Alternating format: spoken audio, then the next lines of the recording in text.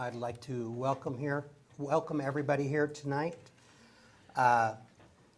Just remind everybody that if you want to speak before the board tonight, public comment, we've got a yellow slip, and has everybody got one turned in that would like to speak? Okay, and is there anybody that needs translation for Spanish? Could we have someone say that in Spanish?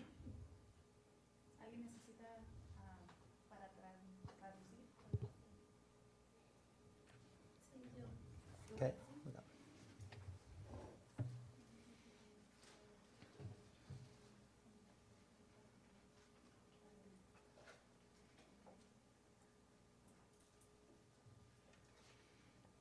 And is she also wanting to speak for the board? Sí, sí quisiera decir algunas palabras en agradecimiento a todas las personas que han ayudado a los niños. And she'd like to say something about the preschool. Okay. Si Well, quiere llenar el papelito y luego me lo trae para mí. we will go ahead and proceed while she's filling that out. We know it's coming in.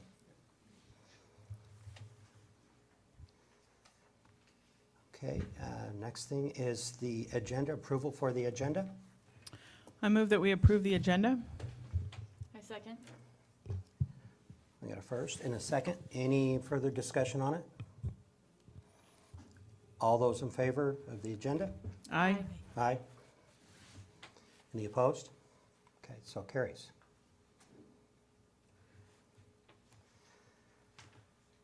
Okay, the next thing is public comment. We have quite a few that would like to speak tonight. We have 9 that will be wanting to speak.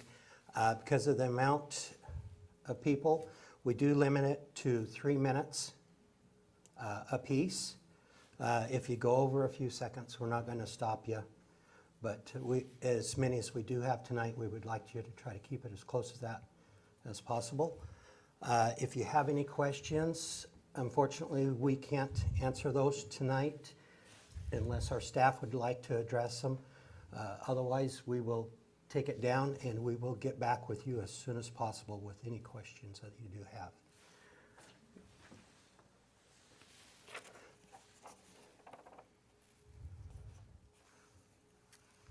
How do you pronounce that first name?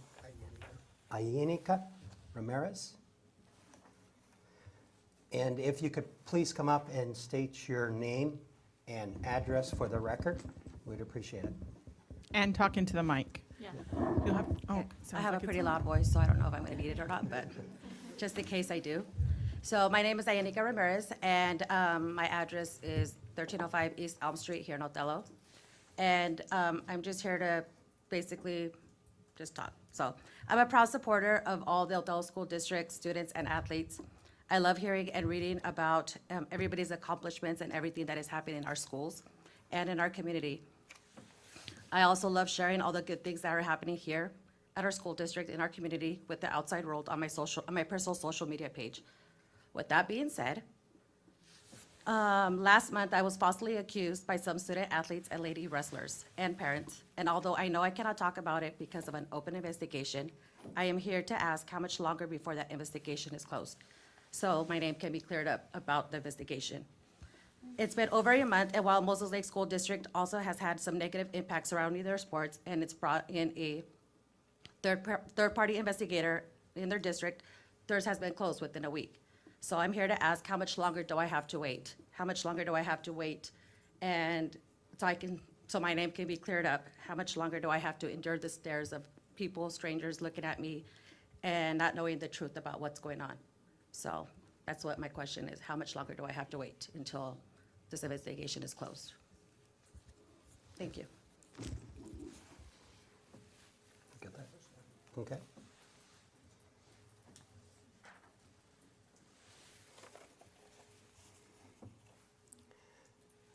Nicole Gonzalez.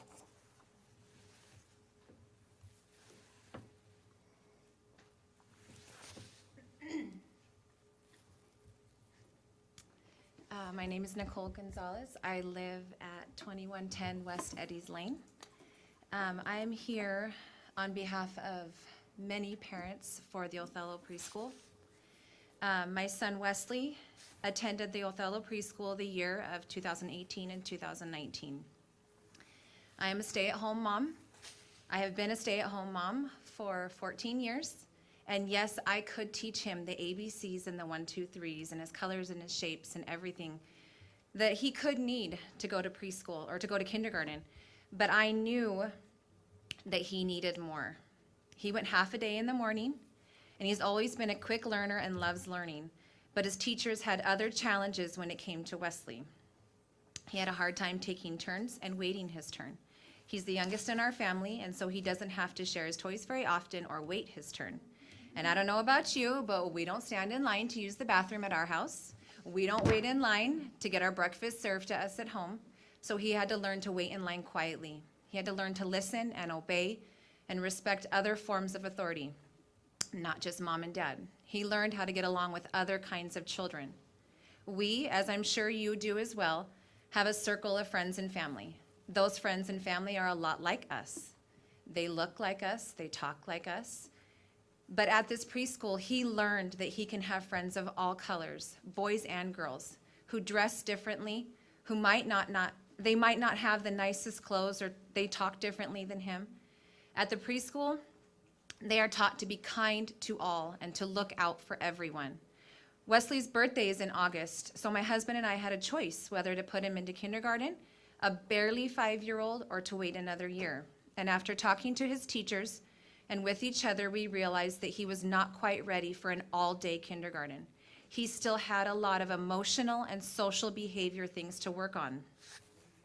I knew from experience that those things would get in the way of his learning and would also be a distraction to others and a challenge for his teachers if we were to send him to kindergarten.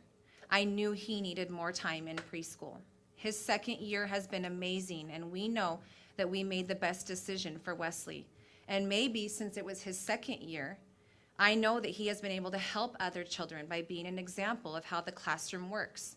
Research shows that children learn not only by hearing their teachers, but also by watching their peers. When you walk and your child walks through the doors of the Othello Preschool, you are immediately welcomed with a smile and a good morning. All of the teachers and helpers know every child by name, whether they are in their classroom or not. The children feel safe and welcome and loved. They are learning not only excellent academics, but social and emotional and behavior aspects as well. I have sent my children to paying preschools, and I have interviewed other preschool programs, and none of them compare to the Othello Preschool. The fact that it's free has never been a perk for us. If there was a price for the education that Wesley has received, we would gladly pay it. It is phenomenal and excellent. The mission of the Othello District clearly says to educate and empower every individual to grow, contribute, and thrive in a global society. It doesn't say to educate only those with low income. It doesn't say to educate only those who have low scores.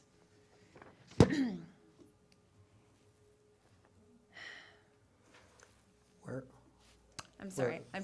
We're a little over the Oh, time you right are, now, okay. so- I also have statements from current kindergarten teachers that I've talked about also, and I can email those if you would like. They have talked about how the preschool, this year's kindergarten students are beyond what they've ever had. So thank you for letting me share. Could we my have her heart. turn those into us now as well as email them? Or Yes. whichever is I can easier? turn them Yes, in. please. Thank you.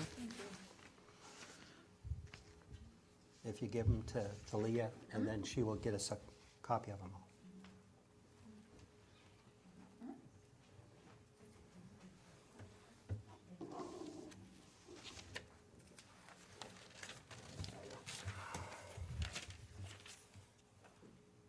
Emily Perez?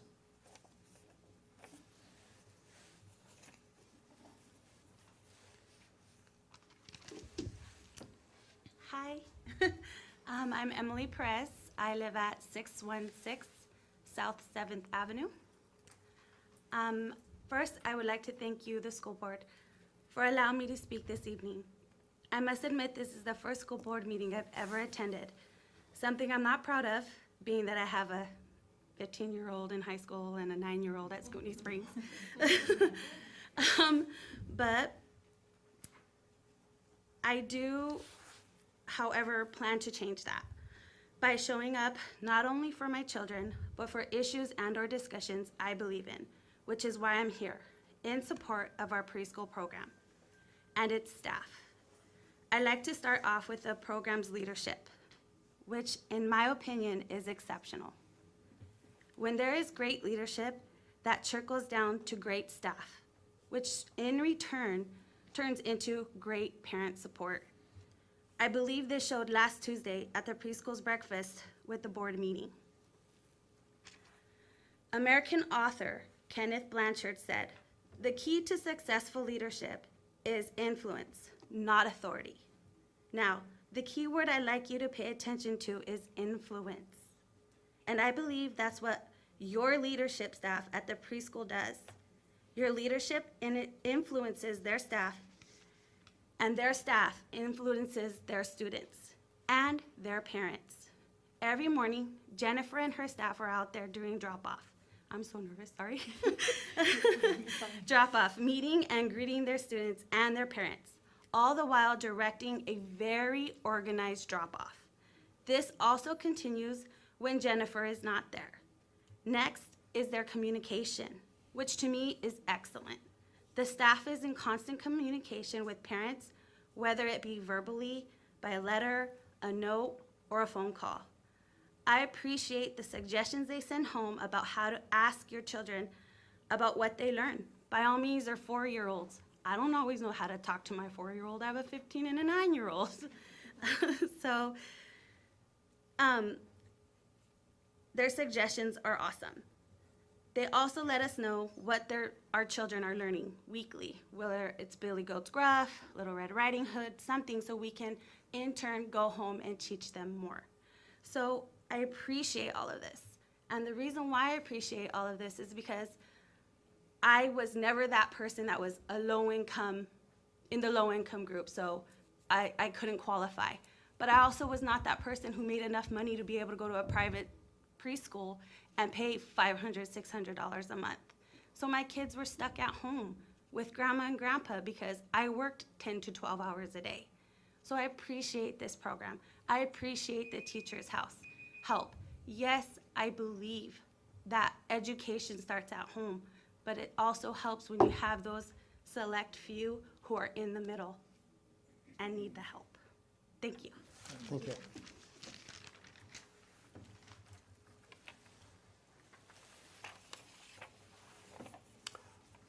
Ruben Pernetta.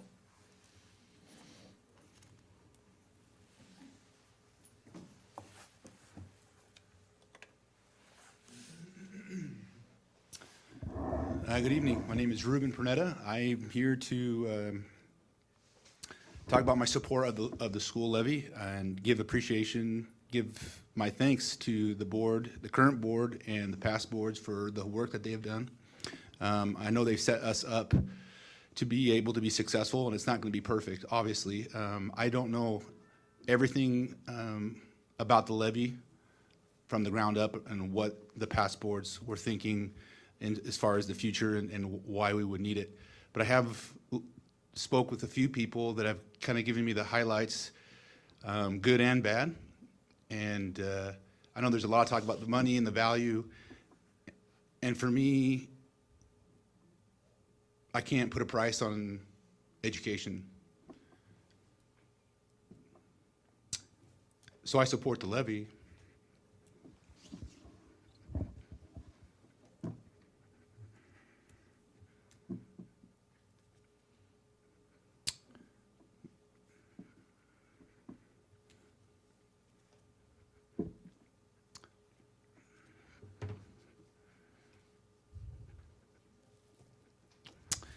%.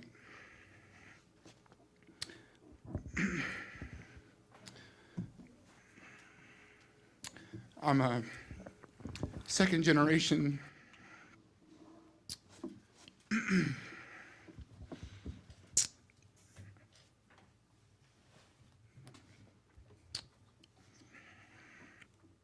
my family comes from a hardworking background.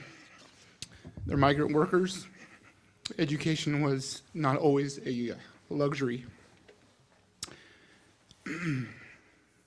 We have the opportunity to be able to give that luxury to a lot of children who will be able to be our future and will be successful. And I think it's something that we as a school district and as a community can be proud of. I have one vote. I'm a taxpayer, and I'm going to make it count. And I'm going to support this board moving forward, and all the boards that have come before have done what I feel is always been in the best interest of the community, right or wrong. But you know, at the end of the day, value versus money and education, I don't think it should ever be an argument. I don't think it should ever be a question. When you put the children first, I think that's where the best interest should always be put. Thank you. Thank you. Very good. Good evening, ladies and gentlemen. I apologize for being a little late. Just got off an airplane about 46 minutes ago. Not that I was counting. I didn't speed very much. Up next, Cynthia Garza.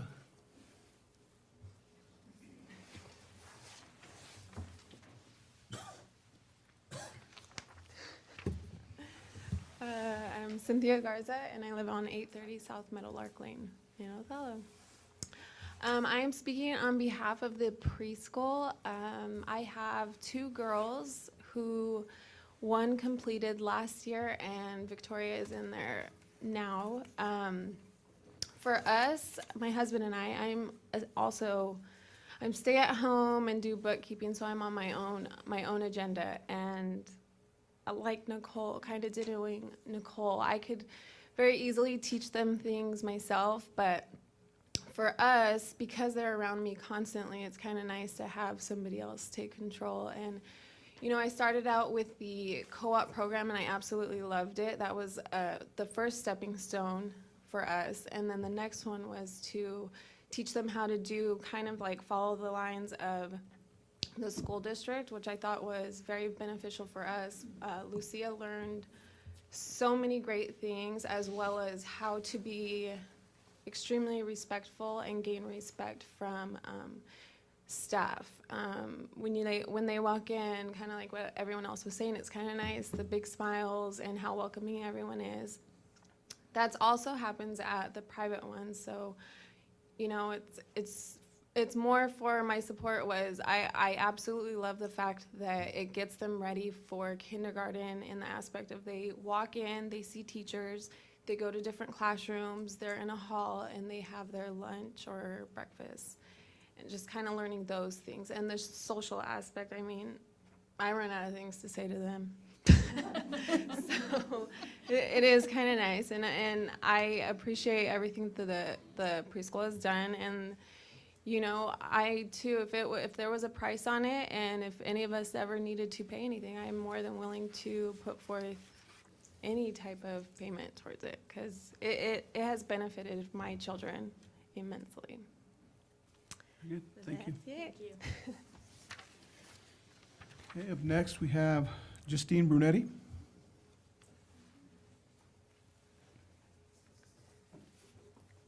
Good evening. My name is Justine Brunetti. Right now, I live at 838 Garza Road here in Othello. I'm also here on behalf of the Othello School District Preschool. I'm coming to you as a parent, obviously a community member, and as an educator as well. So thank you for letting me speak tonight. I have a daughter who is in the preschool right now, and it's been amazing to see the progress that she's made throughout the year.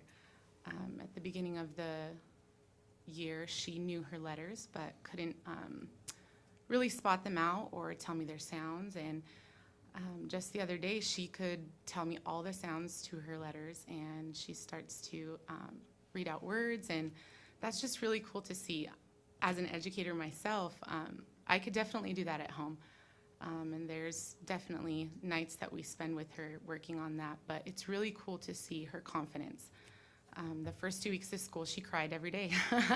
And I'm sure she would have done that in kindergarten too, but she cried every day because she missed mom, she missed dad. But now she's excited to go to school. She's made tons of friends. She's so respectful.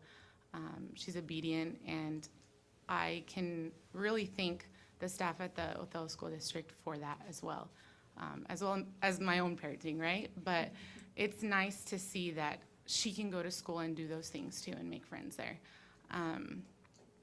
As an educator, I think that any opportunity that we can give students to prepare them in any way for society is crucial. And I really think that this is a good opportunity for students. Whether low income or not, I think all of our students need this opportunity. And the fact that it's free is amazing because, yes, I can pay for preschool, but a lot can't. And I don't think that that's their fault. I should never have to punish a student because their parents can't afford it. And I think that they deserve that. They deserve that from us. And if we have the money, if we have the will, why not? It's so important to prepare these students as best as we can, and kindergarten does a great job. I'm not saying that it doesn't, but for some students, like parents said, just the social aspect, the emotional aspect, they're learning so much, and I'm super proud to stand behind the preschool and the staff there because they've done a phenomenal job, not just with my daughter, but with many of the students here in the district. So I would love to see it continue, and I think that it's really great. Thank you for your time. Awesome.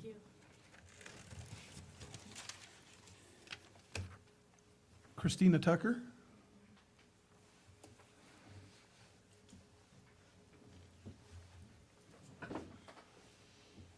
Hello, I'm Christina Tucker, and I live at 640 North 10th in Othello. And I'm speaking as a parent of a preschooler and also as a teacher. No doubt, my little Taylor has grown in ways that I couldn't even have imagined over the course of the year thus far. But I think for me personally, I see the biggest impact when I see kindergartners every single day. I have never seen a group of kindergartners come in so ready for kindergarten. And I know, without a doubt, it is because of the preschool program. And if my other counterparts could be here, the other specialists that I work with, they would tell you the exact same thing. We know that kids coming in, it's not just about knowing your letters and your numbers. It's about knowing how to interact with other kids. It's knowing how to walk in a line. It's how do you sit at a carpet? How do you go to the restroom? How do you do those things that, for a kindergarten teacher, takes a lot of time at the beginning of the year to get kids to understand, to be familiar with? And the kids coming in have never been more ready. And last year, I saw them coming in as a computer teacher, and I was blown away just even last year at how much more they knew and that they could actually do. If you don't know your numbers, it's really hard to log into a computer. And this year, as an art teacher, I know that a lot of their skills that they already have are because they've done a lot of this already at the preschool. They can hold scissors. They know how to color. So the skill level has just been amped up. And for us, that means that we can take them farther during the school year. So again, I thank the preschool tremendously for everything they've done for my daughter, just because I can't believe all the stuff that she could do already. But as a teacher, it is incredibly powerful to see what they've accomplished in such a short time. I mean, really. So I just hope that we can expand and make this program even better, because it's already phenomenal, and these kids are benefiting from it tremendously. Thank you. Thank you. Thanks. Thank you. Maria Navidad. Dorothy, can you grab a microphone and translate from where she's at, please? Doña María, Sí. si por favor lo hace una oración a la vez para que la traductora traduzca a la audiencia lo que usted está diciendo. I told her to please do it a sentence at a time, so the translator can inform you. Adelante. Buenas noches a todos. Good night, everybody. Mi Good nombre es evening. María Navidad. My name is Maria Navidad. Vivo aquí en Otelo I live here in Othello, y estoy aquí como and mamá and I'm de here as dos a niños parent pequeños que están of those conmigo. younger children that are with me. Quiero agradecer a todas las maestras I would like to que appreciate all trabajan the con ellos, teachers la señora that work with Cassie them, y todos del with preescolar, Cassie, la maestra Jenny, Ashley, Teacher todos los que Janae, están ahí. and everybody who is here. El nombre del niño es Jesse. My Él era son's un name niño is muy Jesse. imperativo. He's a Gracias very a imperative la child, ayuda de todas las maestras, and el thanks niño ha for the tenido help of mucho everybody here. progreso, ha aprendido a interactuar. He has Su learned how hermanito to también interact. va a la escuelita, asiste. He Ellas does come to siempre lo school. reciben con mucho gusto, They always receive him con un abrazo. very happy, A todos los with a niños, hug. pero a ellas les dan cariño. Siempre están ahí para they ellas always give them a cuando lot of ellos love. están en la escuela. A little louder, Dulce. Just come up here.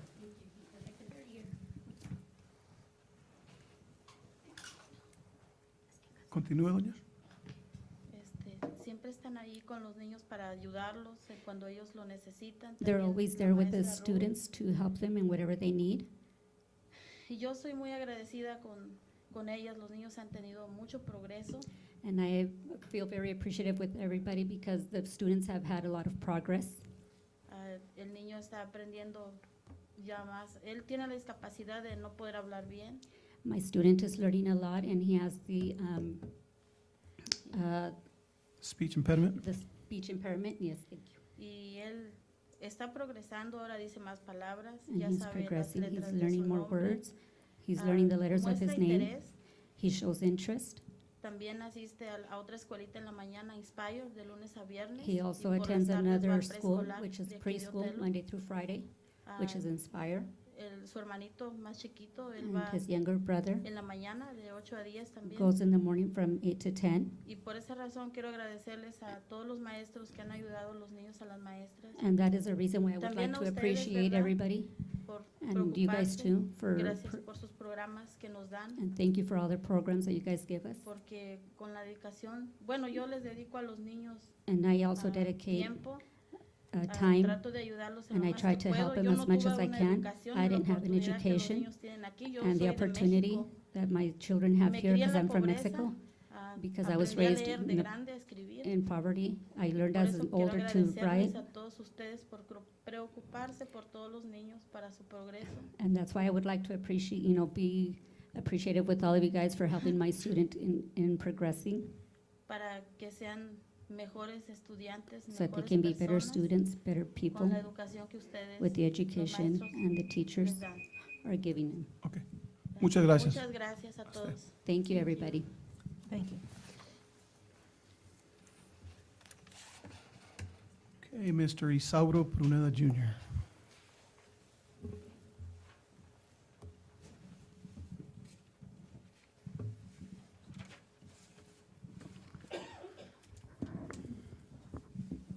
Obviously, you guys already have know who I am, so I'm not going to waste any time by telling you my name. I'm here. I ran against Lindsay. She's the better one won, but I'm here not to stop. We all need to put our personal things aside and see what's best for the school. I got a daughter. She goes to preschool, has advanced tremendously. I have a teacher at home. I'm back to being a migrant worker because I'm only here 7 months out of the year, and I have to move again. This has helped tremendously. Her social, her skills to get along with other people, it has helped us. It is in your hands. I haven't seen this many people in board meetings. I've come to them. Your guys' people, parents, are telling you guys, get your act together, figure it out, put a plan together, get us to school. I don't know what more you need. The scores are there. The kids need the help. Fix the problem before it gets even further down. We are a migrant place. They need the help when they're small, when they can suck in the stuff a lot faster. The social skills from some of these people that move and they have a hard time making friends because they move all the time. Parents, come on. What you guys have seen the scores. What more are you guys looking for? We have other programs that don't make the scores and we keep them. You five, get together, figure it out. Okay? Come up with the plan already. This is ridiculous. You got the whole public here telling you, we need a preschool. It's helping our kids. You can see it already. Let's not waste any more time. I told Lindsay I was gonna push you five. And I'm gonna keep pushing you guys and keep pushing you guys and keep pushing you guys to prove us wrong. But don't forget, when this community needed something, there was a gentleman, I don't know, his name's on the gymnasium, I think. When the school needed something, he gave it. This community will come together to help these kids. Put something together and let us vote on it. Thank you. Thank you. Thank you. Okay, I'd like to thank everyone who had public comment tonight. Moving on, we have board member discussions. First bullet under board member discussion, a legislative report. Director Stevenson, is there a report? Normally you explain that everyone can still stay. Normally, I think they're going to hear the okay. preschool report. Okay, hopefully, yes, that everyone stays for that, right. Okay, so for legislative report, today I got an email from WASDA, which stands for Washington State School Directors Association, and this is their week in review from On the Hill for the state. Love the policy, need the resources was expressed in a variety of ways last week on bills heard in both the House and Senate Education Committees. WASDA staff and legislative committee members provided testimony on bill topics ranging from school employee benefits to local effort assistance to special education to dyslexia to college in the high school. An effort is being made by legislators to improve upon policies enacted in previous sessions while focusing on additional policies that address student health and safety. Legislators and education stakeholders will continue to grapple with how to initiate and strengthen existing policies within a resource-constrained environment. Based on the first 2 weeks of session, we anticipate continued attention to and movement in the following specific areas: dual credit, local effort assistance, that's also called LEA, which I think we'll be talking about a little bit later today, levy flexibility, school board member compensation, sexual health education, school-based health centers, and funding for special education. And so that is the big topics that they're discussing and has been in the last couple of weeks. So hopefully they keep going forward with positive things.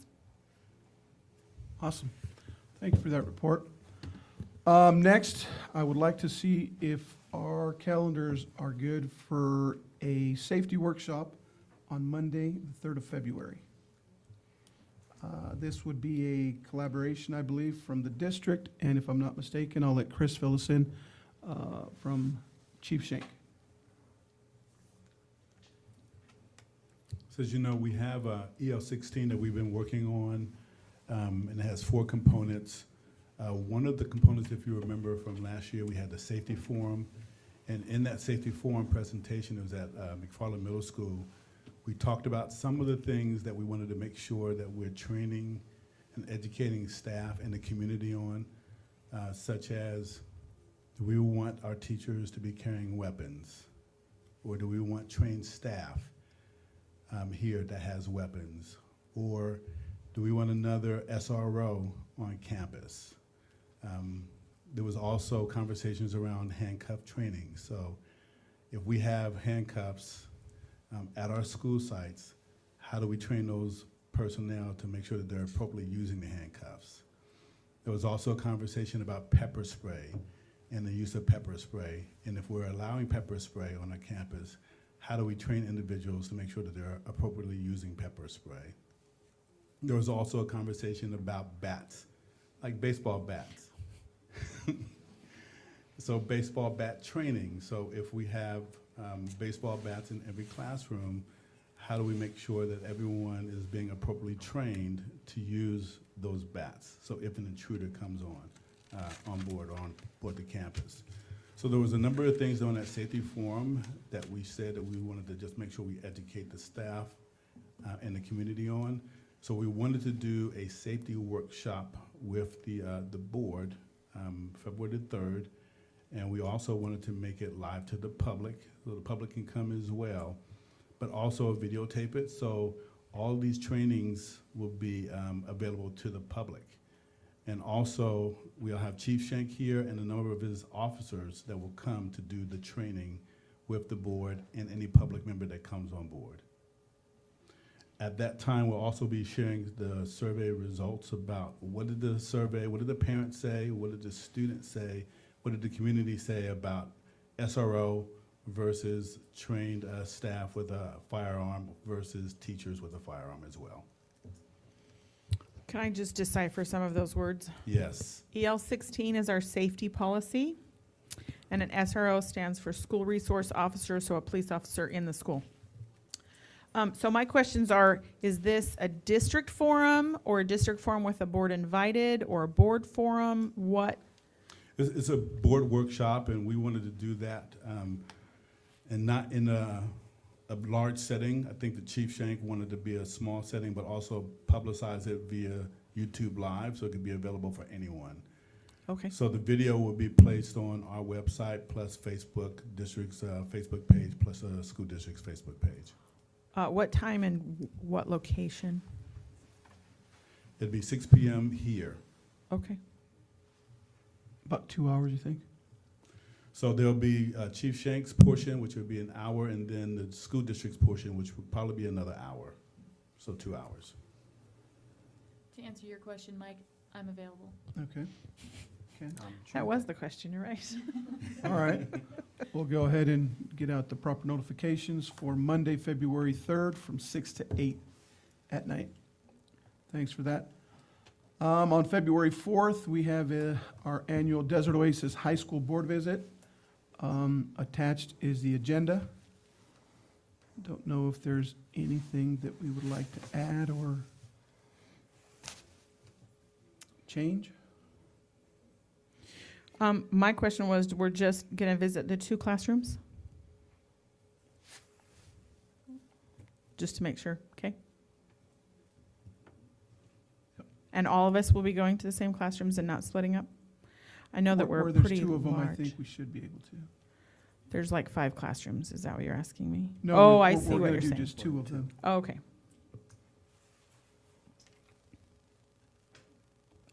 Looks good. good. All right, we'll see everybody on Tuesday, the 4th. Last bullet there, scheduling of another facilities workshop.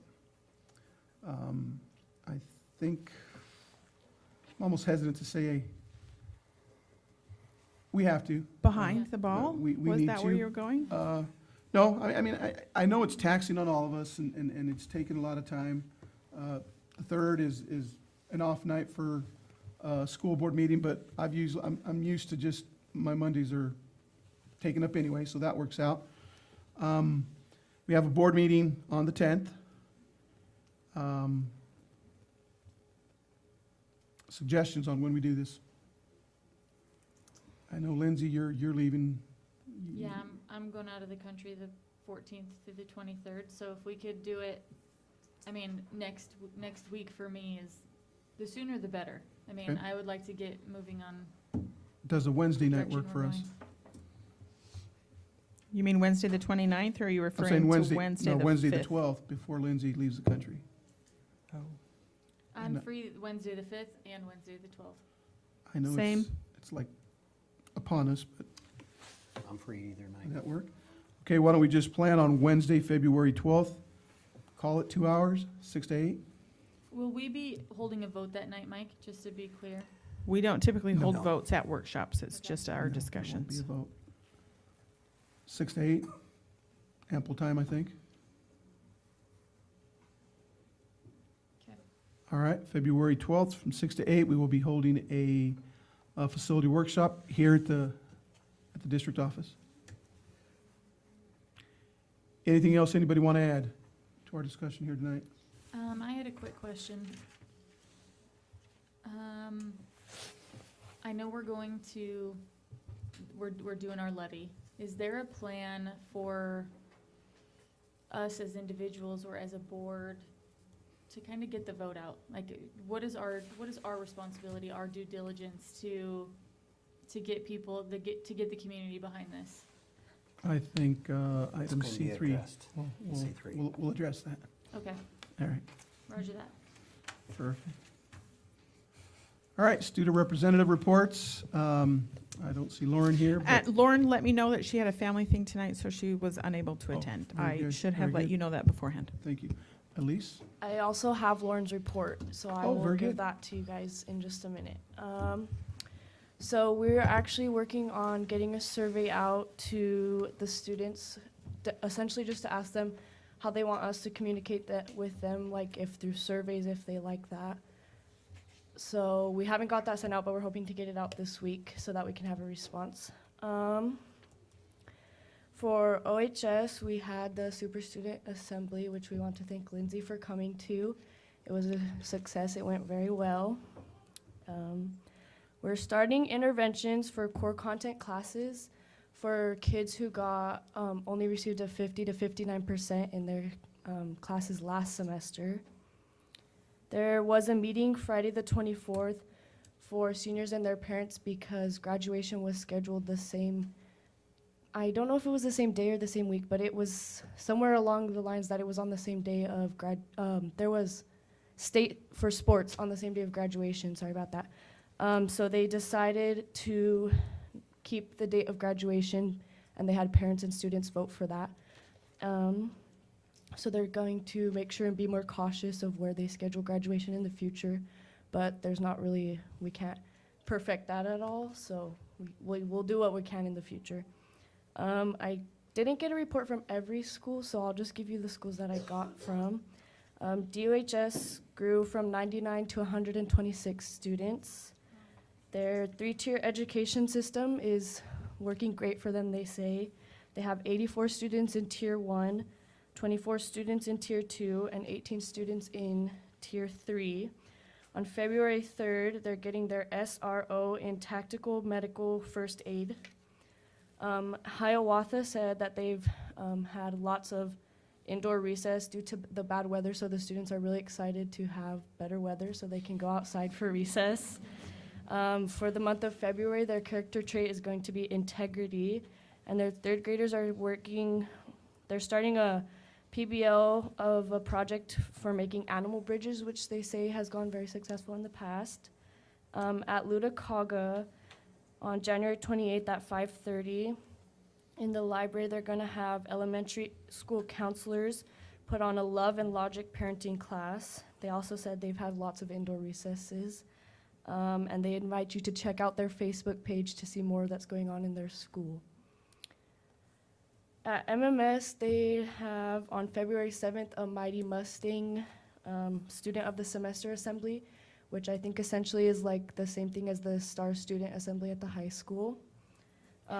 Their clubs are active and going well. Some of their clubs are cooking, art, chess, book, gaming, photography, outdoors, and newspaper. And their 8th graders are scheduled to register for high school classes in the end of February. At the preschool, each class is reading and doing activities on storybooks like Goldilocks and the Three Bears. And within those units, the kids are doing STEAM projects for their books. Lauren's report said that in Rocha's EWU class at the high school, students have found problems within OHS, and some of those problems, they say, include the lack of school spirit, stress, anxiety, depression, jobs for teens, and activities to do in Othello.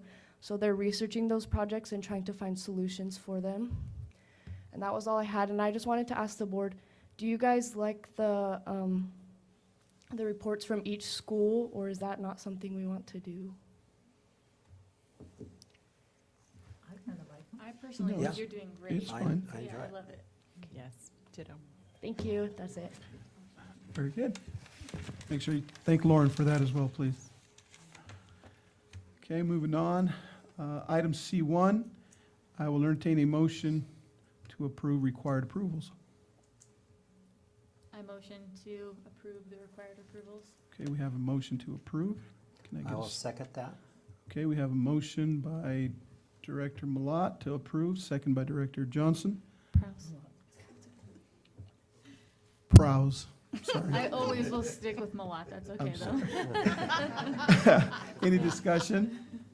All those in favor, aye. Aye. Any opposed? Motion carries 5-0. I will now entertain a motion for January 2020 AP warrant. Johnson's Glass. I move we approve C2 January 2020 AP warrant for Johnson's Glass. There's been a motion made by Director Stevenson. I second it.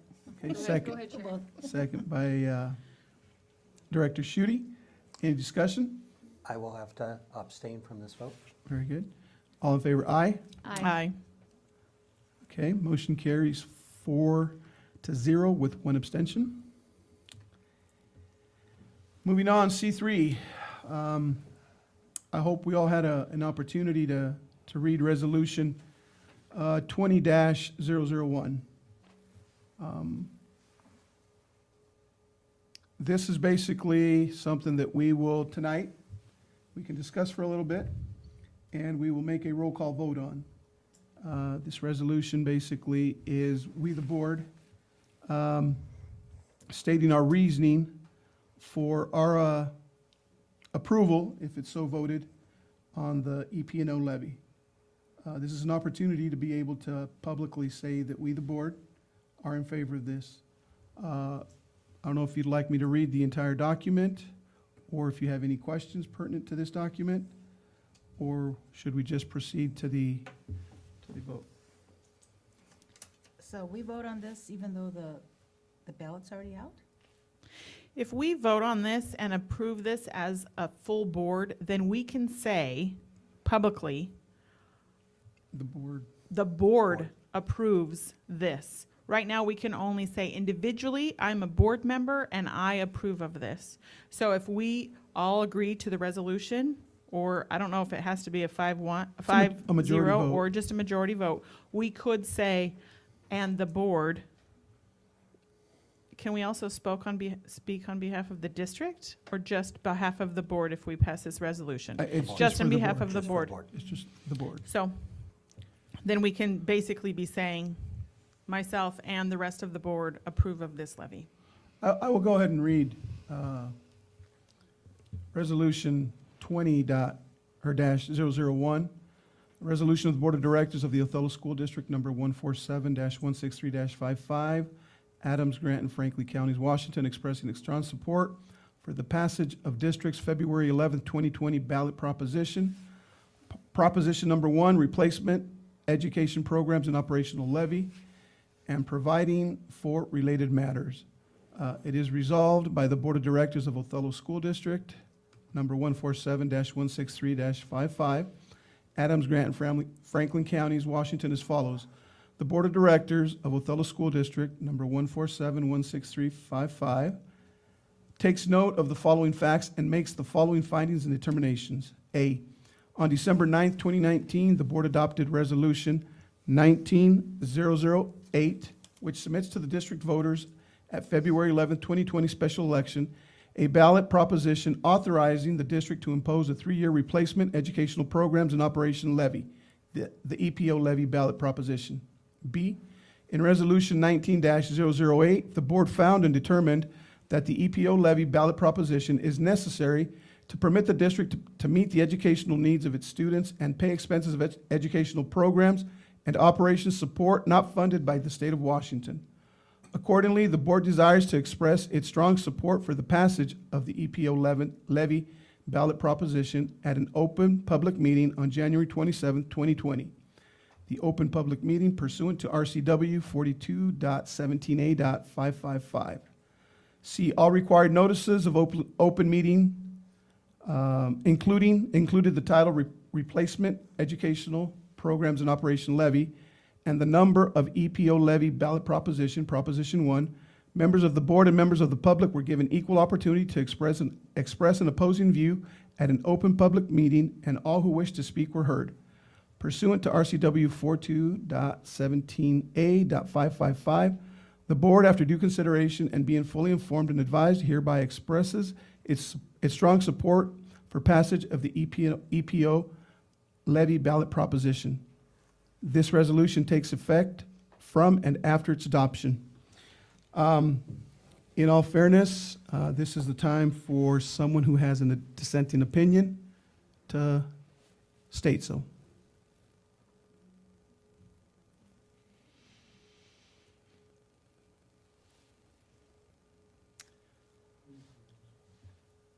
Anybody who's against, in the audience, in the public?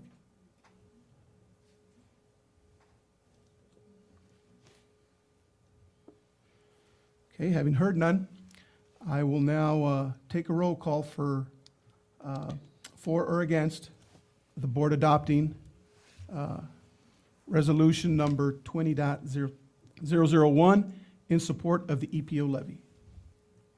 Director Stevenson. In favor. Director Prowse. In favor. Director Schutte. In favor. Director Johnson. In favor. I also am in favor. So the resolution carries with a unanimous 5-0 vote. Thank you very much. Okay, so going on what I talked about earlier, Mike, do we have kind of a game plan moving forward for how to, I don't know, do our responsibility? As a Or board? Dr. Hurst, do you have As any a board? ideas for us? As a board or individually? I mean, any suggestions, I guess, from the district of what we could do to help? We did anticipate a potential passage of this, so we did contact Monique and Molly, who works with us for Director of Communication. They did put together a plan for the board to consider, so we can forward that to the board. You could review that, and then the board can decide if you want to go with that plan or modify it or go with a whole different plan. So we can send that to you right away, right now, as a matter of fact. Okay. So I had someone contact me today and say, actually, let me read her text.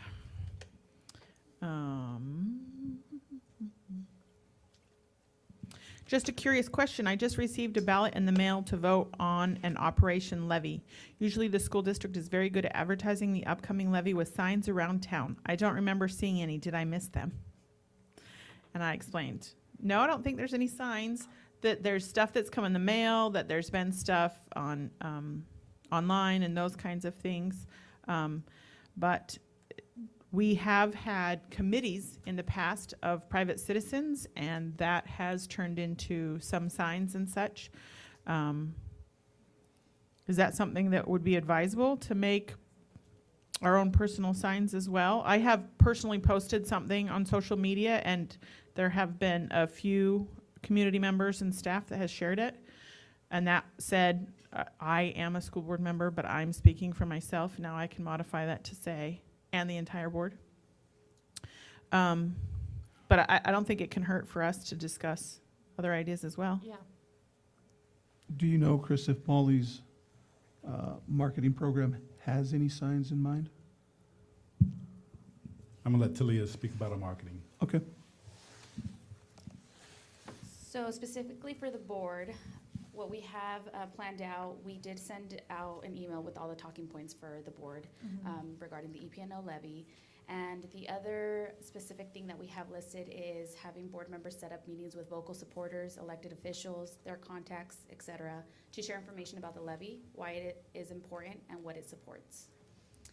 Social media is a really big factor. And so we would like your support in sharing information that we post on our Facebook page, sharing it on your individual Facebook pages, and also utilizing the Othello School District Board of Directors Facebook page to share everything that the OSD shares regarding the levy. The other one that we have is have each individually or as a group write a letter to the editor of our local paper, which would be the Sun Tribune, to share their support for the levy and the importance of the levy, use the talking points as a guide for the letters and the information shared in the letters. And then have them schedule a time to go out as a group and knock on doors to share info and their support for the levy, use the talking points, and have them hand out the postcards, flyers that we developed. So I have all of the flyers that we sent out in the mail. So we have the flyers that we've put on the doors. We also have the mailers with all of the information and also the little postcards that will be in everybody's mailboxes tomorrow. Perfect. Perfect. Great. Very good. So, can I just say a note of clarification? In the past, this has been considered called an M&O levy for maintenance and operations. This year, because of state changes and rulings, now it's called the EP&O, Educational Programs and Operations Levy. I always have to memorize all of my initials. So just, it's not a new levy, it's got a new name, it's the exact same thing as in the past. Thank you for that clarification, Dr. Stevenson. Okay, moving on, superintendent informational items. See, there's quite a few there. So first, we're excited to have a new assistant principal, vice principal at McFarland Middle School, Brenda Dunn. So we're going to ask Brenda if you would come forward and share a few words about yourself. You'll need to make sure that the microphone is still on. You can stand if you'd like. Hello, I'm Brenda Dunn, and I want to just express my thanks and my gratitude for this opportunity to be the additional assistant principal at McFarland Middle School. I started last week. I'm having a blast. I don't know about the people I work with, but I hope so. The students, I'm getting to know the students. Middle school is my background. So I'm coming to you with about 27 years experience. I've started out in Oklahoma and moved my way through Tacoma. And in Tacoma was 8th grade math teacher and 7th grade. I've also been a dean of students. I've been district and building instructional coach. I've also had the opportunity to teach methods 1 and 2 at City University for student teachers, and that was a great opportunity. I really did like that. So I just want to thank the board for allowing me this opportunity and the gratitude that I have. I hope I do you proud, and yeah, that's good. Great. Welcome aboard. Yeah. Welcome Thank you. aboard, Brenda. Thank you.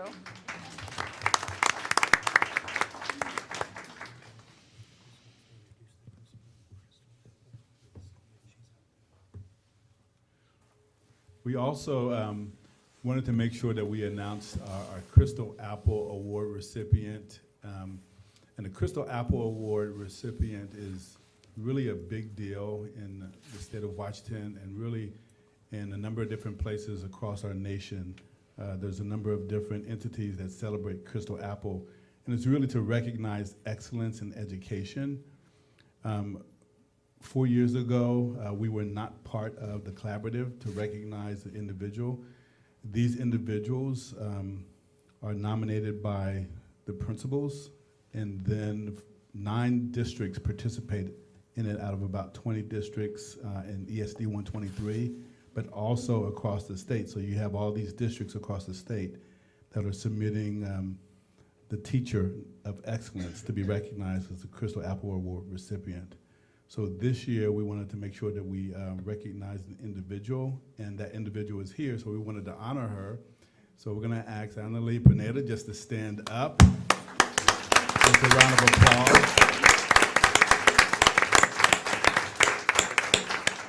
And we did go to the school and we recognized her in front of all the staff, and she was quite surprised. And we did say as well that there will be a formal recognition ceremony in March the 4th, I think it's 7:30 in Pasco at ESD 123. So we just wanted to honor you, Annalie Pineda, just for being here and being the Crystal Apple Award recipient this year. I think we have some other items under the superintendent, informational items. One was a response to community member question. And just to share that with the board, when you open that up, there was a question last board meeting from a community member that really asked a question, and we put the question in quotes. Dr. Hurst had put in the news that we had a 45% increase in the district fund balance. Can you tell me which fund balance that is and where the funds came from? When you look at that, there was a question about where the information came from, and we really wanted to clarify the article, but I have since figured out where that had come from. and talking with an individual from the community. So I wanted to share with you, we were able to run some data, and when you scroll down, you can see that when I first arrived here in Othello School District, the general fund balance or the reserves or ending balance was a little over $9 million, so $9.3 million. 2016, so a little bit more than 3 years later, the fund balance, as you can see, was $13,500,000 or thereabouts. What we do is just use a simple calculation. It's called the percent of increase formula. The formula is right there. When you plug in all the numbers, you can see it does come in to a 45.5% increase. So the valid is certainly there. It's certainly valid.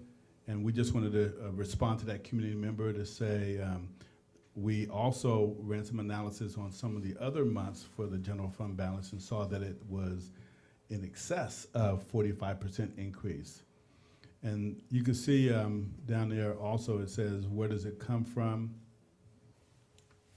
It says the community asks, additionally, where does the funds come from? Fund balance increases are due to revenues exceeding expenditures, so more revenues come in than we're spending within any given year. So that is just a testament over the years that we have been good stewards, great stewards over our resources, and really have been able to increase our general fund balance. So I wanted to share that with the board as well.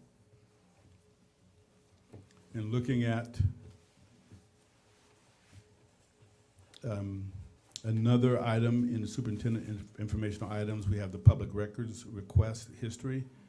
And we just wanted to share that with the board so you could be aware of the work, the additional work that we have undertaken over the years. You can see certainly there was an increase over the past 2 years in the number of requests that has transpired.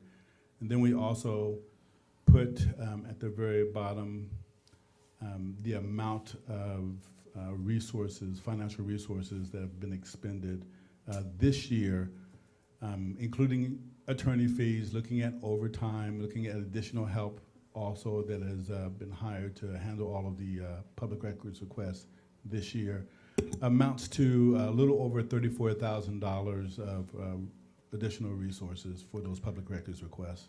So it says overtime and additional help. That does not cover already employed staff, correct?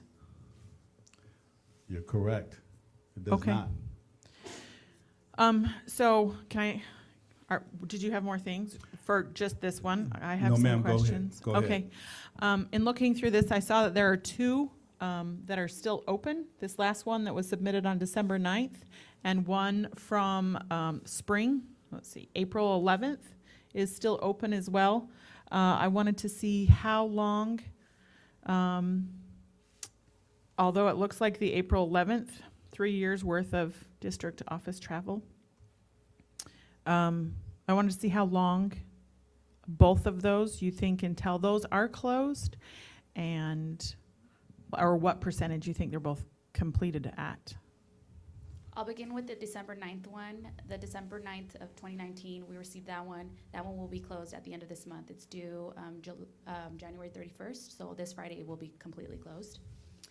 The April 11, 2019 one, it's a fairly large process that we have to go through with those. They not only asked for district office travel, but they also asked for the 7,000 budget code, which is purchase services. And that is every department in the district office, which means special ed, federal programs, the HR office, business office, teaching and learning, and the superintendent's office. So right now, I would say that we are probably 50% complete with that public record request. Would you say that's because of the extensiveness of that request? Not only all of the information about travel, but it also says all costs involved, who attended, justification as to why they went, how to align with the district vision, what type of impact on student learning, how this benefited our students and teachers, and how this information was shared and who. I mean, that's extremely extensive for 3 years worth. Seems a bit excessive. Yeah, like I said, the process is really, really extensive, especially because we have to go line item by line item, I mean word by word on all of these public records requests, just to make sure that we don't have to make any redactions under the law. So I review them, then we send them to an attorney to review them, just so that way they can make sure that there is nothing that I'm missing in as far as redactions. Can you explain what a redaction is and why? So for example, a redaction would be like a student's name for privacy reasons under FERPA. And another one would be, for example, credit card authorization forms, because they're asking for every record that has to do with district office travel. That would include like a credit card authorization form that we sent to a hotel that indicated our credit card number on it. Then we would have to redact our credit card information, the name of our employees. There's a lot of employees that got reimbursements in travel. So what we would have to do is redact their home addresses, because that is a redaction that is supported by law. So you can give staff names, but you cannot give student names or private information of the staff. Is that correct? Correct. Okay. Wow. Okay. Oh. That's a lot. We also wanted to just make the board aware of the mode test results. So when you open up that document, one of the things I think it's important to just point out is right around the middle where it says the conclusions from PBS Environmental. Looking at 3 of the bullets are significant to me. There's no evidence of excessive moisture within the building materials. That's 1. There's no evidence of airborne fungal particulate within the building. That's 2. And then there's no concern about surface fungal particulate in the areas tested. So that was requested, and we decided as a board, you decided that we were going to move forward with that mold test. So I think our next steps is certainly looking at their recommendations, because they did provide some recommendations at the bottom of this document, but also to make sure that we inform all the staff. If you do have questions, Greg is here, so he can answer any questions regarding the mold test. So you have not informed, we were the first that you've informed, Yes, is ma'am. what I'm, just to clarify, make Yes, sure I you're- understand. you're the first. And your plan is next to then Notify the inform the staff. staff that are affected in that space? Absolutely. Okay. This is not mold related, but Greg, have there been any more leaks with the rain we've had over the last little bit? Please come to the microphone for that answer. I'm sorry, I know that's a simple answer, but.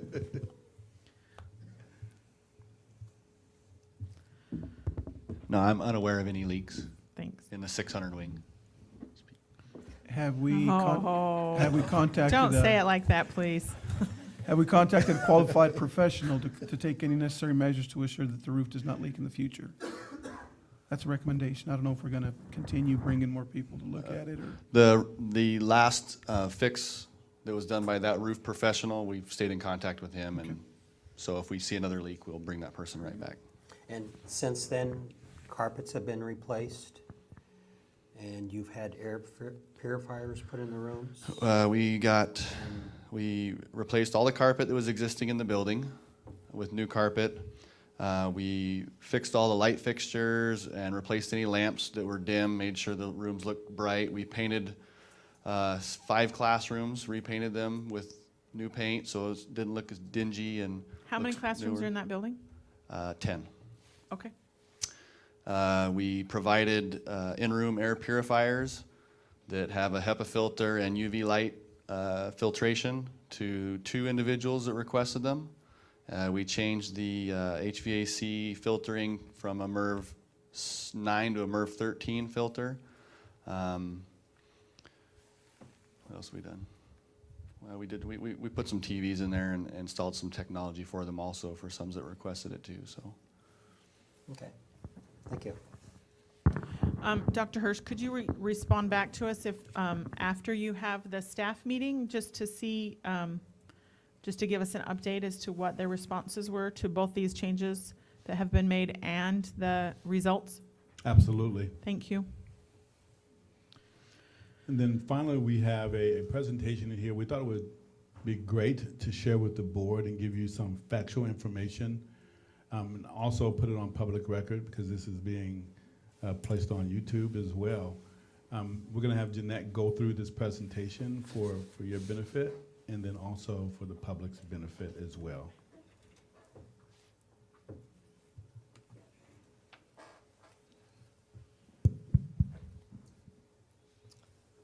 So this is just a quick little presentation with some facts about the educational programs and operations levy that's on the ballot for February. Dr. Hurst and I have been going around to several community groups and have more on our agenda just to discuss and inform the community and answer any questions we can about the educational programs and operations levy, which I'm now going to call the EPNO levy so that I can save my voice.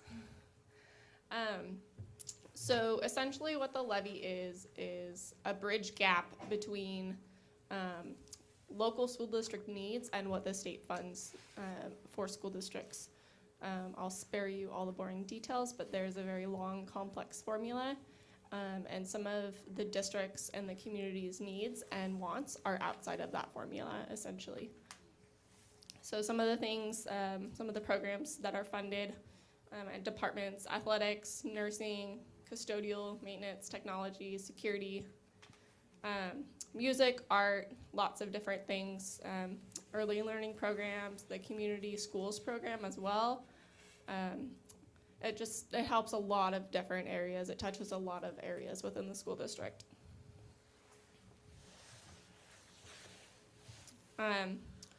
So as was mentioned earlier, this is definitely not a new tax. It is a renewal tax, basically an extension of the current levy that voters and taxpayers are paying.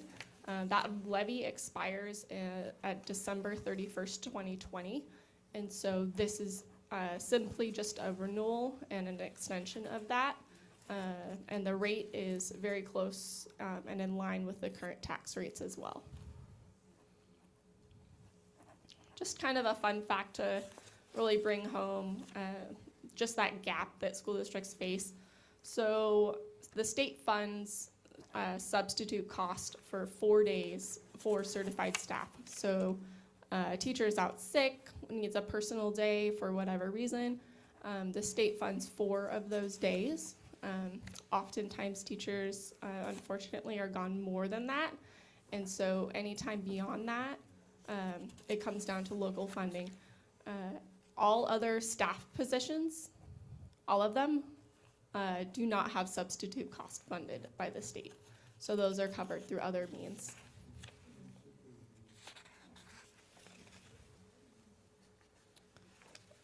Also, kind of a somewhat unique thing.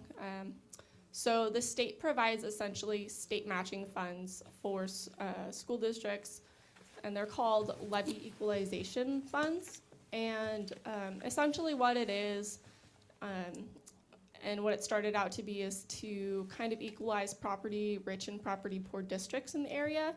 The funding formula has changed in the recent years, so essentially that model and that backing is still the same. And so really bridging that gap along the state level for property rich and property poor districts. Othello is eligible to receive that if we collect the tax at $1.50. We receive a full essential state match, and that brings in $5 to $5.3 million on top of the approximately $2 million in tax collections. So between the two funding sources, that's about $7 million annually for the school district, which is, on the next slide, shows about 10% of the district's annual budget. So it's a I have a question really quick. Can you go back one slide? Mm-hmm. So if we pass the EPNO levy, yes, local payers per year will pay about $2 million, but we'll get an extra $5 million from the state? Correct. What happens if we do not pass? We do not get The local levy funds, funds. and we do not get state match funds. So all $7 million per year, not an option? Yes. Thank you. So on the next slide is just a simple comparison of neighboring districts This used to be a lot more, I guess, hit and miss across the board. This is actually comparing the amount we collect in taxes per student, comparing that across other districts. With the law changes in 2019, the comparisons are it's just different. It's not quite the same way it used to be, I guess. So Quincy is actually, a lot higher, but their maximum, according to state law, is right at where they're at, right at 2,500. That's the maximum that they can collect. They can't collect as much per thousand as we can, according to the law. And yeah, if you have more questions on the law, I can answer those. So again, just comparing to neighboring districts, this is looking at the amount per thousand that we collect. So if you look at Richland School District, which is the big bar on the right, they are actually choosing to run at the maximum that we would be able to collect. So legally, we could ask for $2.50, but we are asking the taxpayers to support around $1.50 to $1.55 per thousand, which you can see in this graph. So on the left is the past and current EP&O rates.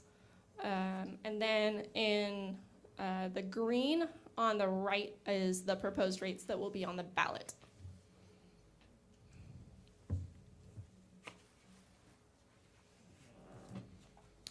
And then really just driving home, what we're about. This levy really supports and helps us move forward as a district, supporting our vision, which is really to create that safe environment for kids to learn and to grow and become great citizens of the world. Thank you, Jeanette. That concludes our report from the superintendent. Any other questions from the board? Okay, moving on. C5, we have a pre-approved presentation to the board from superintendent staff. The moment you've all been waiting for, I believe. Jennifer, the floor is yours. Whatever you prefer.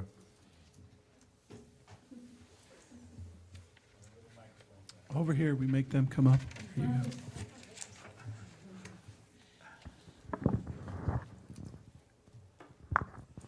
So first of all, I would just like to thank the community that's here tonight to support preschool. Bus drivers, staff members, our wonderful parents.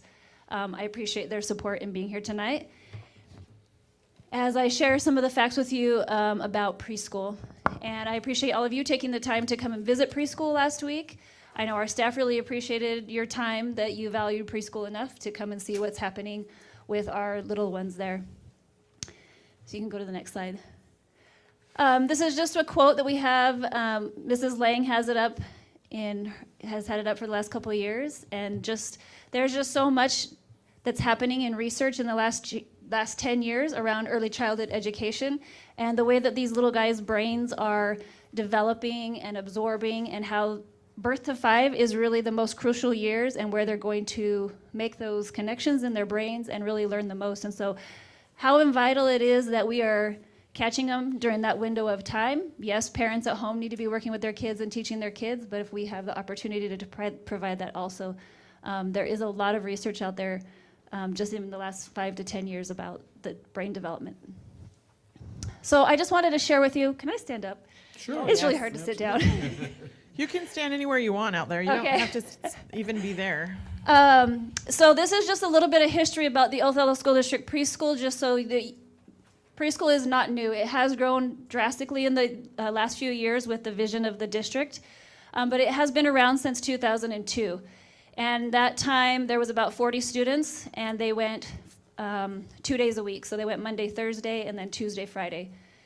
So it's been something that we've been trying to provide in our community for a lot of years, and then it has grown over the years. In 2016-17, which was the year before I became the director of preschool, it had grown at that time to 80 students, and then they went in 2-hour sessions. You can see now that those numbers there were both just the gen ed numbers. I did not include the special ed preschool numbers in those, just because I haven't tracked those all down yet, but we're working on it. Currently in 2019-20, those are our numbers now. So we currently have 179 students, but that includes our special ed students and our gen ed students. And there's just some information about our staffing and what we are offering. One of the new things that we have this year is the inclusion class. And one of our parents, Jesse's mom, came up and spoke about her student, and he attends Inspire. And then he gets to come over to our preschool for special ed services, and he's part of our inclusion class. And it really is amazing the growth that he has made this year. Can you Yes. give us more inclusion class for? So inclusion class is half of the students are students with special needs, and half of the students are typically developing peers.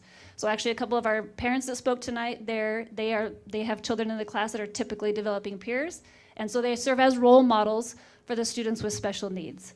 And if you ever want to see something amazing, you should come check out that classroom, because it really is amazing to see the growth that all kids have made in that class. But we actually have a slide about that too. But so it's usually have about 50-50, half and half. This is a slide to just also give you some information about how many of our students from the OSD preschool this last year, from 18-19, went into each of the elementary schools. So you can see that 20 of our students went to Hiawatha, 49 of them went to Lutakaga, 35 Scootney, and 39 at Wahitas. Some of that is, Lutakaga is, you can see, has a very high number, but part of that is because they're a dual language school and a school of choice. So if their parents choose to have them go there, we have no control over that. It's a choice. They go through the dual language process. If they get accepted, that's a fabulous opportunity for them.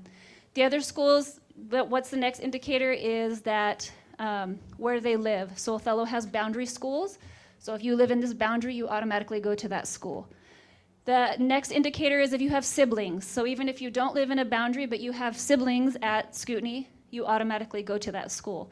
So by the time you get to the bottom of that list, you have very few kids that you can assign to schools. Usually they're like the oldest and onlys. So they're like the first kid in the family, and they live out in the country, and then we can use them to balance the schools. So when we place them, I work with Mary and Shade, and we try to, we're trying to look at ELL factors, boy-girl ratios, all those types of things, but we have a very small pool to try to balance everything out. But we did work with, Mrs. Lang met with the principal at Hiawatha this year also to see what are we missing these families, where are these families at, what can we do so that we can get a little bit more balance across the system there. This slide ties into ENDS 1, and this just kind of shows you, so we have a district preschool assessment, and one of our goals is that students perform at least, or score at least 50 points on that assessment. So what the chart shows you is in 17-18, in August, we had 0 kids that scored 50 points, and by November, I can't see the numbers up there either, but you can see that we had some in November. Then you can see in 18-19, we did start off the year with some kids that scored 50 points, but then by November we had some significant growth. And then same thing for this year. You can see we had a small number that already started with 50 points, but by November we have almost 100 kids, or just over 100 kids scoring 50 points. So our goal for the end of the year is 50 points, and already in November we have a large portion of our kids that are already at 50 points. Of course, the ultimate goal is to get them to 100 points. But we're well on our way, and we will test again in February. So just you can just kind of see the growth over 3 years, that every year we're making improvements, we're trying to do things better, we're trying to meet kids' needs. And so I think that graph there just kind of shows the changes that we're making and the impact it's having. This is some data, the inclusion class that I was just talking about. So again, the scores on the left there are how they came into preschool in September, and that is all the kids in the inclusion class, so the students with special needs and the students that are the typically developing peers. And then again, that is how they did in November. And then the last column to the far right is the growth that they have made. And hopefully you can see there's some pretty incredible growth. There are 2 students at the top that are in red. Those students had barely started that week in our inclusion class, so they had just qualified for special education services, and so we had just placed them in there. So it will be exciting to see their growth in February when we reassess. So when we have kindergarten roundup, usually in end of March, early April every year, we have what's called kindergarten roundup.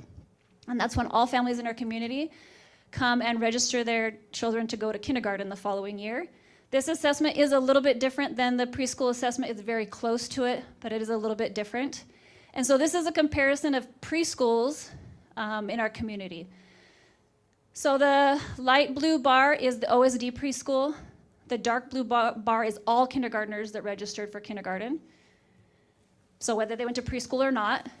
The yellow color is ECAP, which is a free preschool provided by the state through the ESD out of Pasco. And Inspire is the preschool that is over by Hiawatha, which is also a free preschool for low income. So you can just see how OSD preschool compares in 16-17, 17-18, and then 18-19. So I think we are producing some fairly good results, kids coming out of our programs.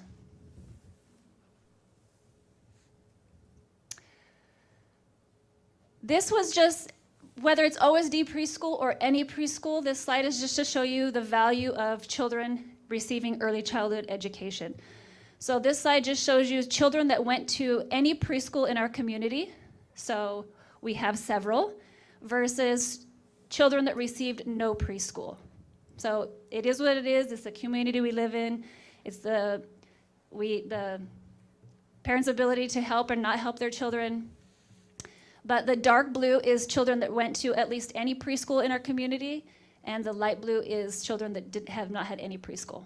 So both years, there's quite the drastic difference, and I think shows the value of kids receiving some type of preschool.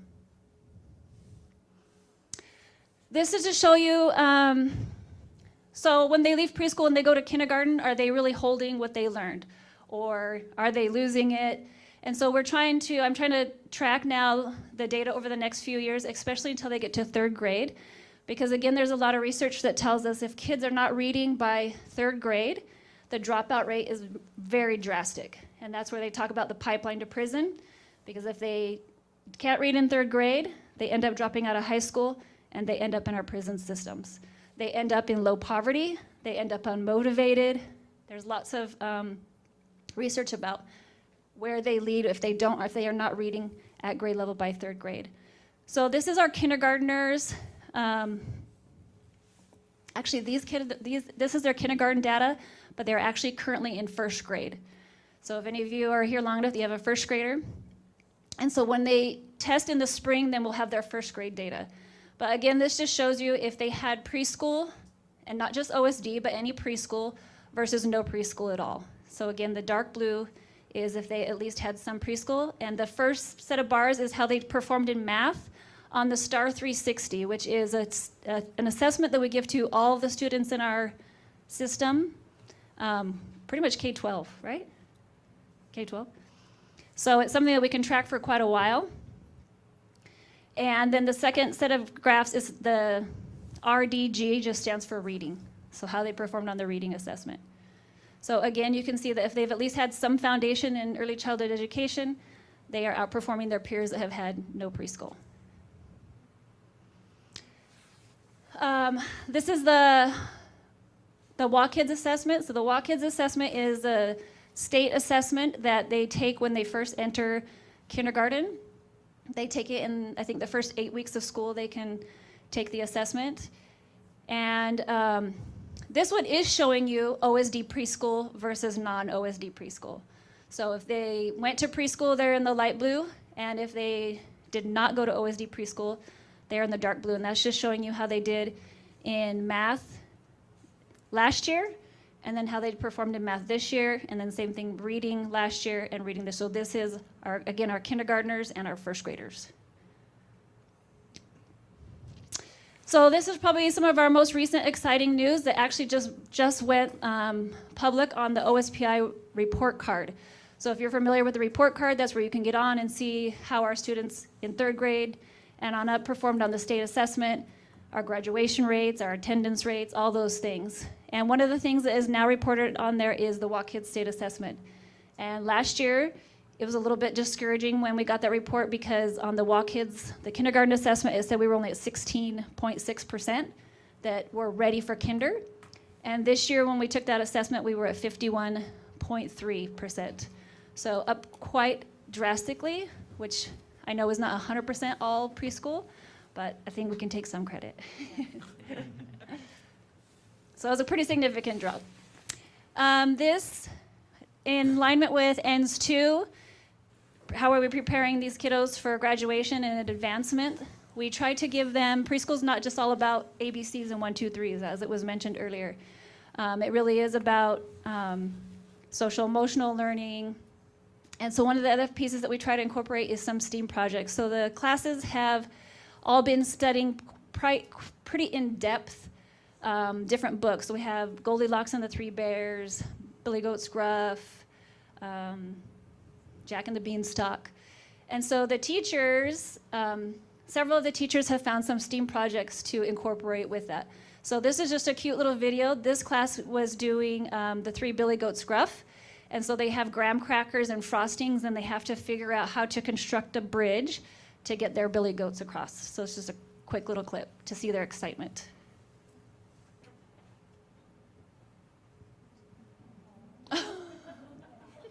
Or not.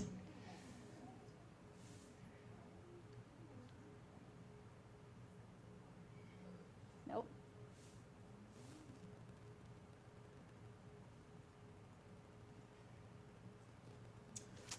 Well, it is even more than the fact that they're doing this STEAM project was just to see the excitement. And I mean, they were working so hard, and Teacher B is telling them, you know, keep going, you can do it. You know, and she's not giving them the answer. She's just asking them questions. What if you put that piece over there? What's going to happen? Anyway, they're so excited to be building these bridges. And then the second video that doesn't want to work for us either, actually, if Mr. Johnson recognizes that cute little girl with the red hair there, that bridge is actually, we use it in our occupational therapy room, but she borrowed it from them, and they are acting out the Three Billy Goats Gruff. So they have little stick puppets, and she is the troll, and each little billy goat is asking to be able to pass over the bridge. Anyway, just super cute. So some of the play that they get to do also. Did they get to eat their bridges afterwards? So almost every class chose like a snack, but that was a project, so yeah, then they could eat it. Okay. In the Jack and the Beanstalk, they were doing graphing with colors, jelly beans, and so then they got to eat their jelly beans. And so this is just a picture of some of the STEAM projects they're doing. In the middle one there is they're building the big Three Little Pigs and the Big Bad Wolf. They're making their houses. Anyway, so just some of the fun STEAM projects. One thing that's really important in preschool that's important to our program is that we give kids opportunities for hands-on learning, because again, that just really helps with that brain development more than just doing a paper pencil worksheet. We've eliminated, I would say, 99% of paper pencil worksheets and try to get the kids moving and manipulating and really exploring and developing those skills.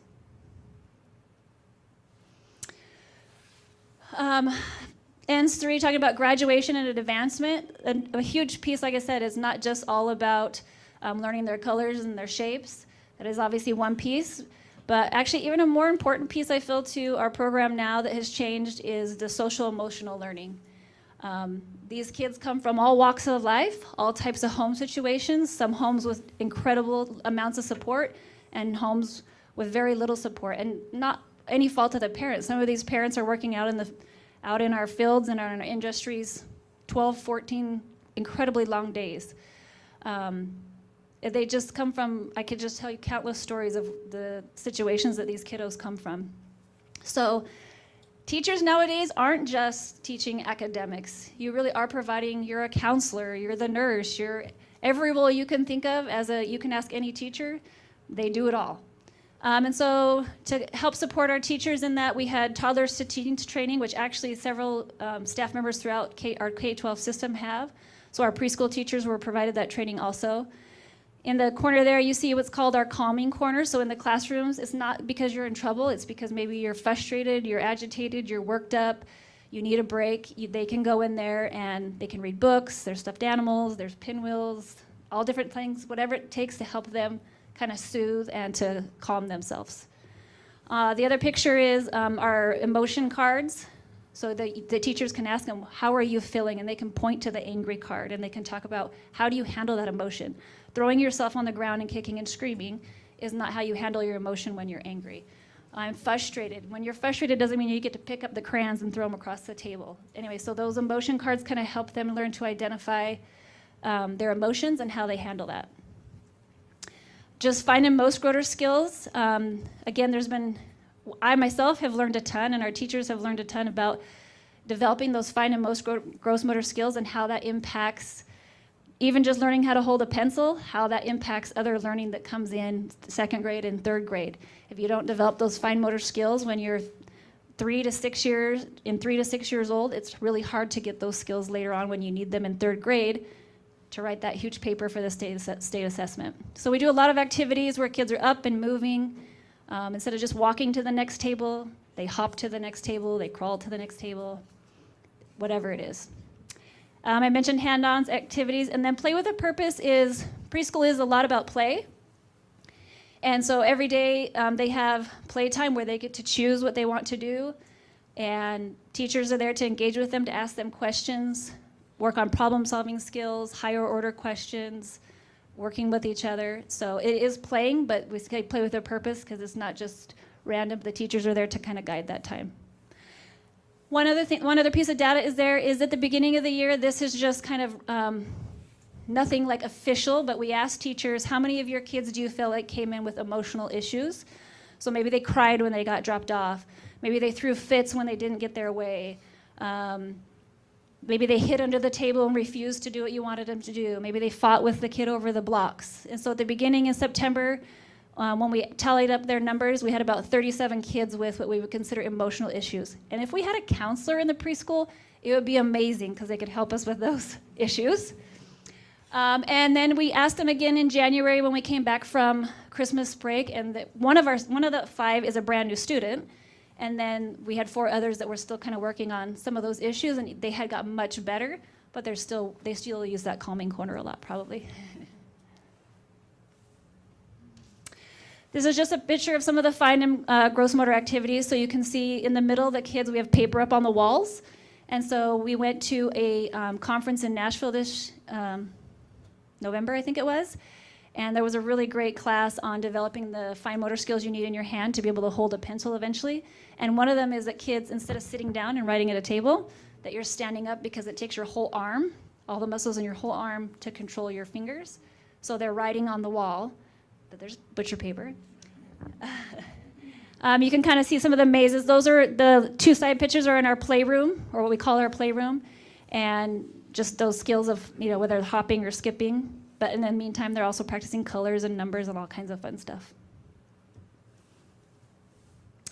A huge blessing of being at MMS is that we get to have MMS helpers come into our classrooms.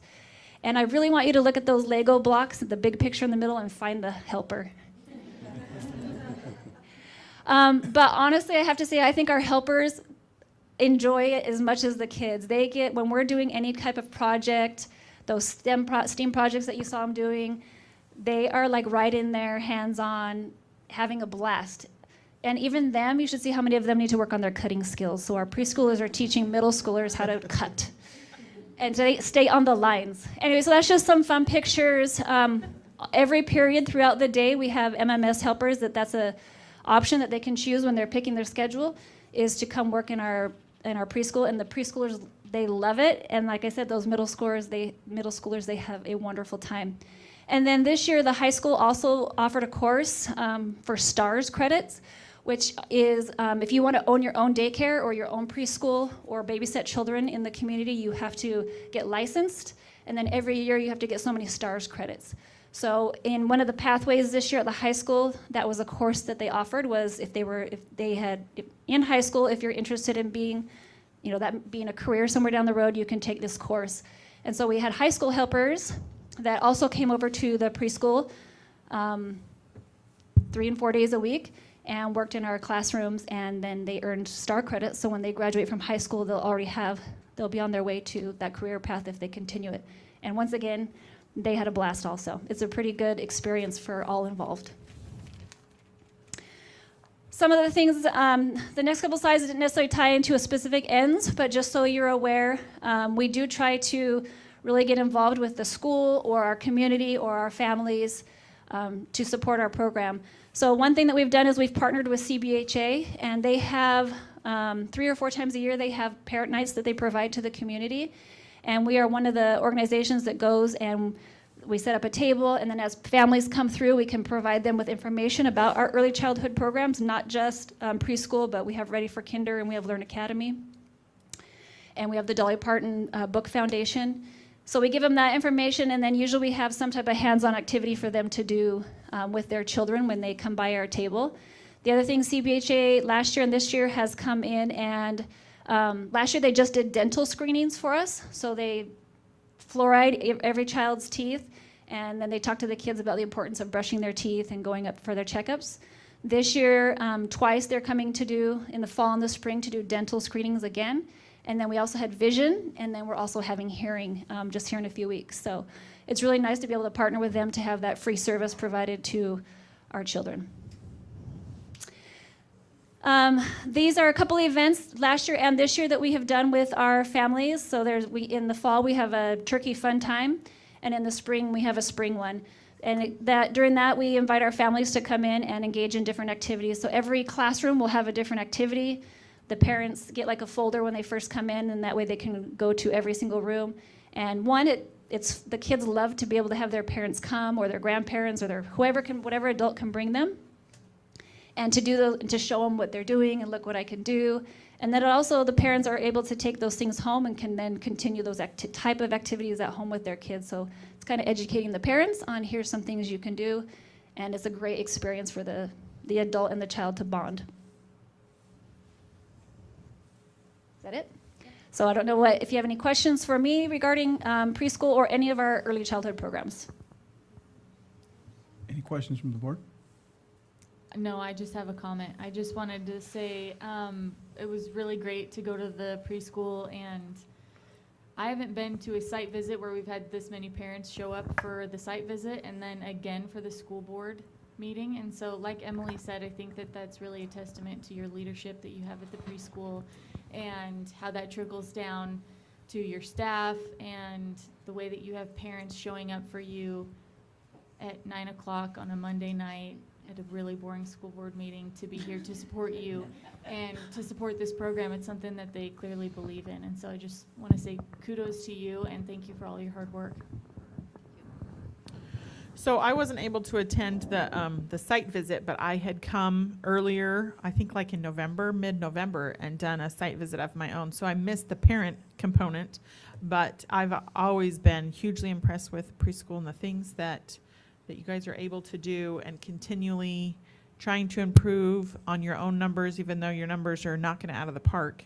But the goal is 100 instead of 51%.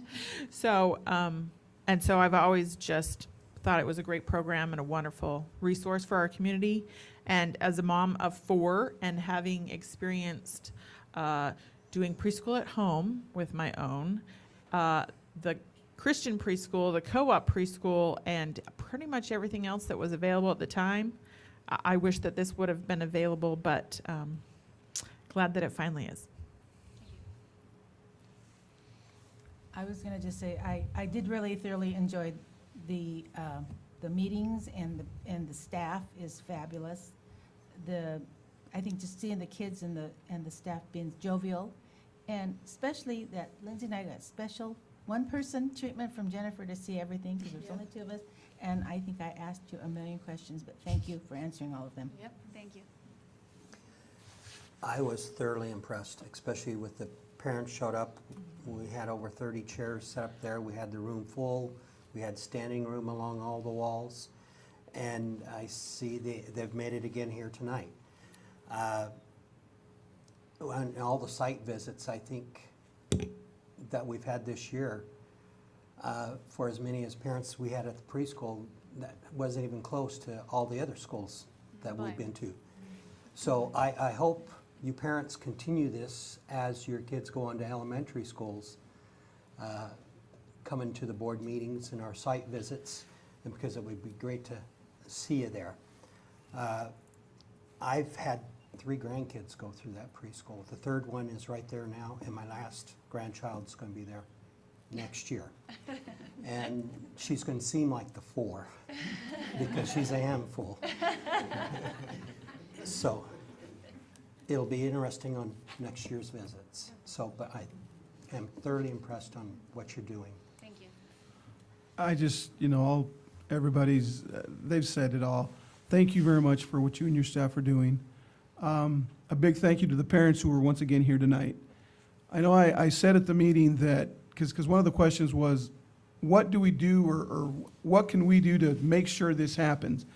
And it's a very simple question that has a very complex answer, unfortunately, because it involves money. So what I'll say tonight is continue to show your support, continue to spread the word, continue to showing us the value of this program. We see it there, but I think and I really don't want to call them naysayers or those that perhaps oppose this program. It's just a complicated situation, and you have to acknowledge their concerns, because that's what this is about. But seeing the results, seeing the effects, seeing the scores, 16% to 51 some odd percent, you can't refute that. The proof is in the pudding.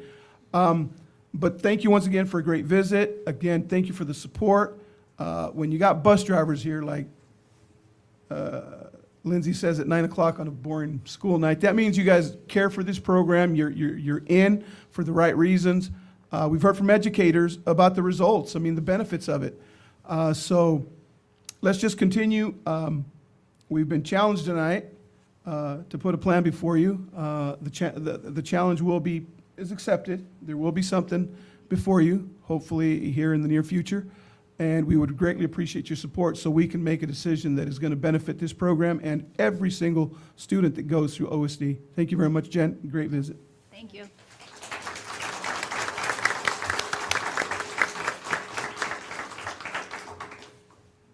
And then one by one they left. No, you're welcome to stay, continue the board meeting. D, assurance of organizational performance. We have a couple of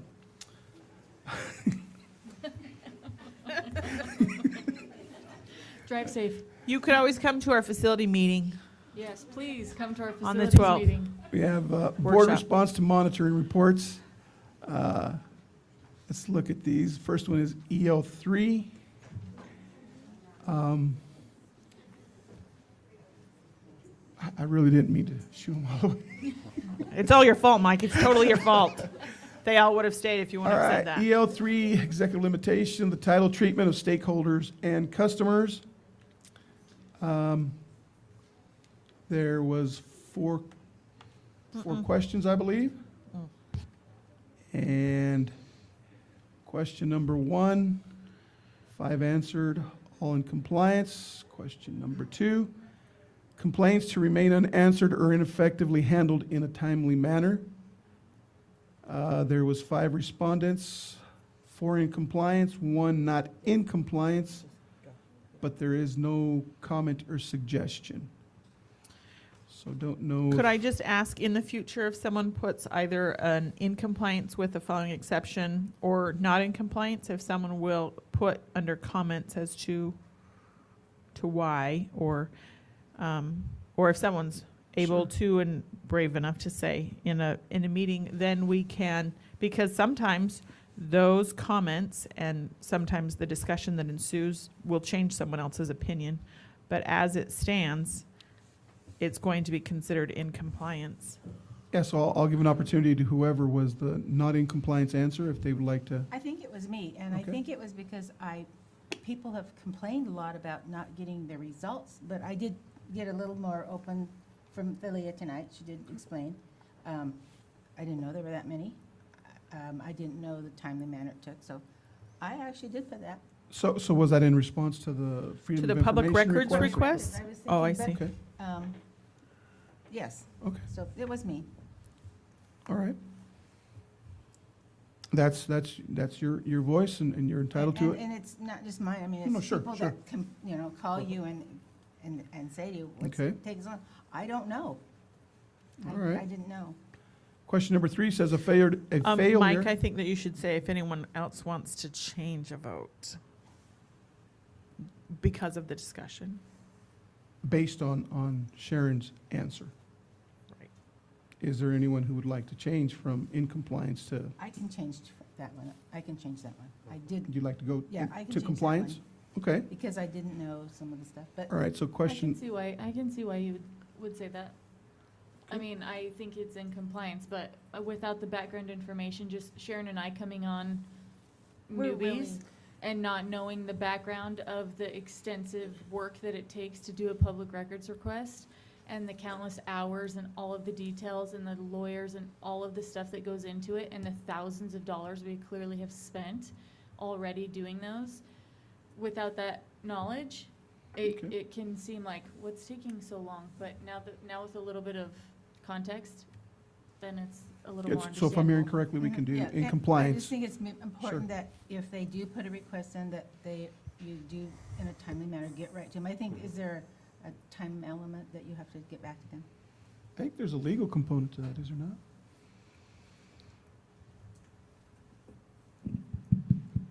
So when I receive a public record request, I have a 5-day business day timeline that I have to respond to them, letting them know either when I would get at them an installment, or if I think that it's gonna be a public record request that it's gonna be not that time consuming, then I give them a deadline. So for example, the December 9th one that I received, that one, it was right before the holidays, everybody was gonna leave. So looking at what they requested, I thought that January 31st would be sufficient time to respond to their public record request.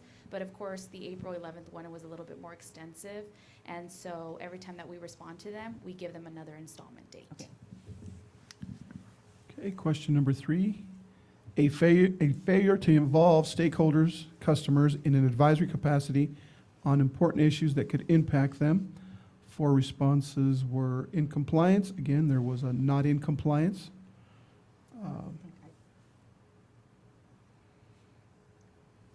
That could have probably been mine. Okay. And it was probably because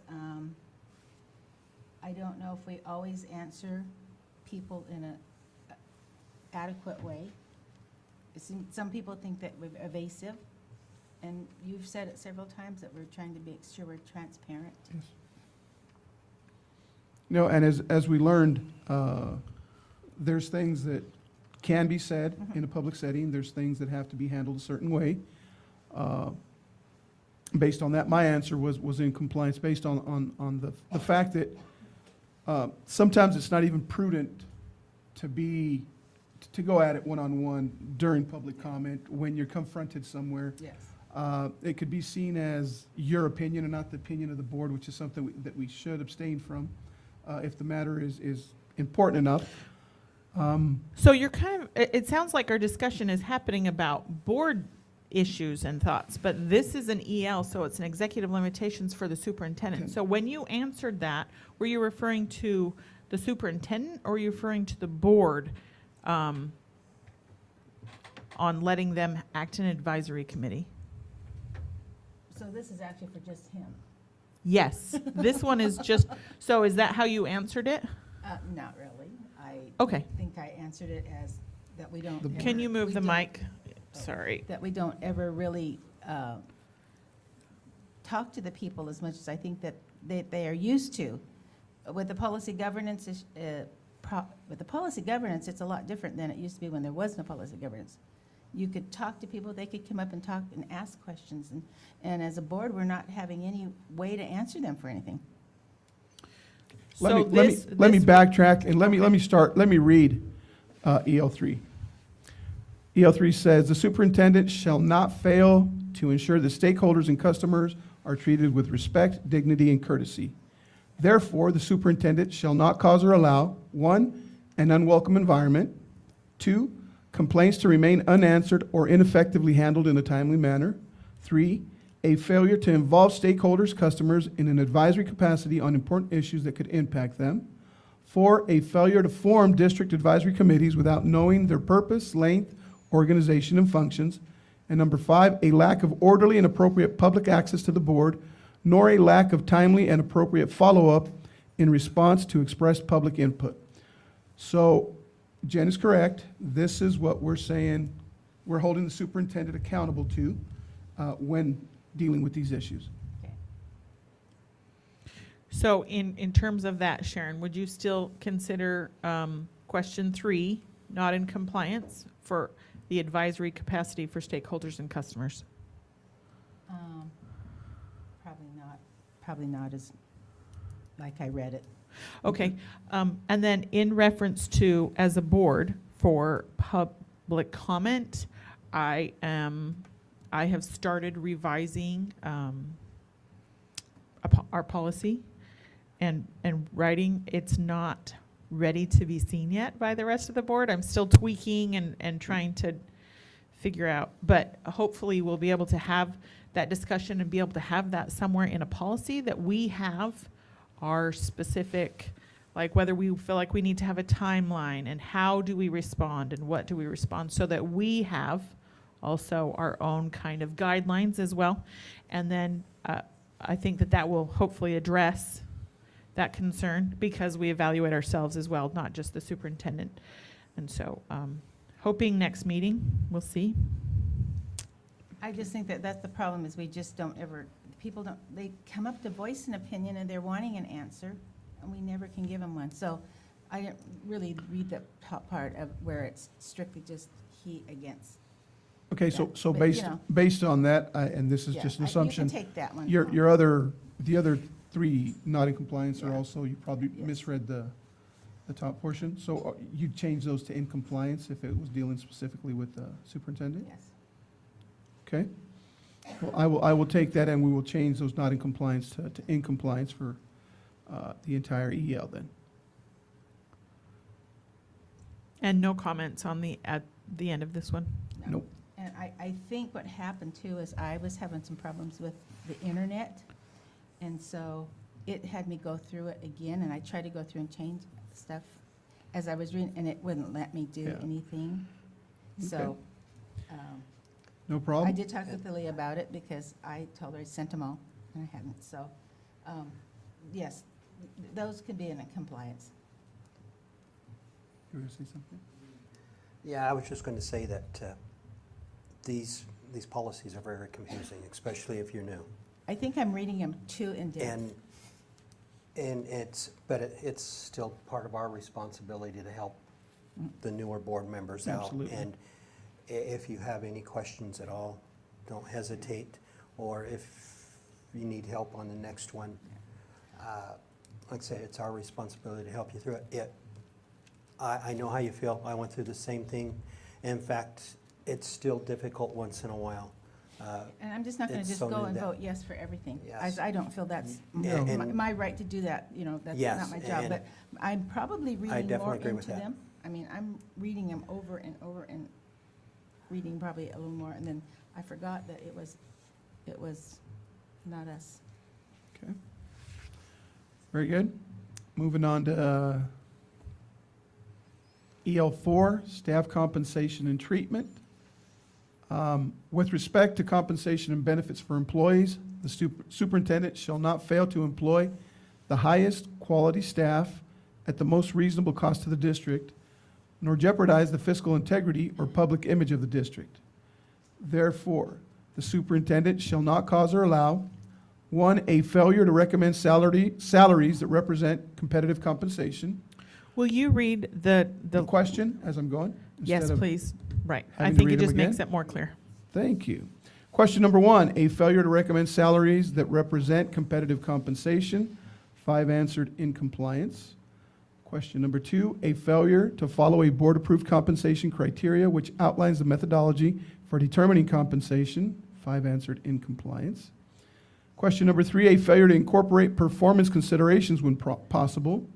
5 answered in compliance. Question number 4, a failure to provide a working environment for staff that is safe, civil, or otherwise conducive to teaching and learning.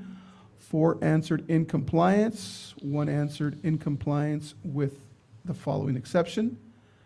The comment reads, with the exception of some of the older portables, especially those that are not close to the front of school's office. That was mine. Okay. Well, that's- I mean, I still am concerned with older portables, and even if we get the security locks, what do we do with our kids that are so far away that have to walk clear around a building? And so that was my thing. I don't know that we've found adequate answers for safety for those. Okay, how do we feel about that comment remaining there? So you said you were concerned at the end about safety, but then you also talked about the age of the portable. So which one does the age of the portable fit into of this one? Okay, so is it safe out there? Because these older portables they're very old. You can't even see through the front windows in some of I've seen the new portables, I haven't walked through them. You can see them through the whole thing. There's, they seem more spacious, and so when you have little kids out in the portables, they have to walk clear around an entire building to get to the front. If we have these special locks on, how do they can't get into any parts of the building but go clear around. That's not a safe environment for those little kids. So you're concerned about the age is also the safety Well, issue? Yes, some of those are very old. Okay. Okay. So we've heard concerns, we've heard her comment. Do we keep it there?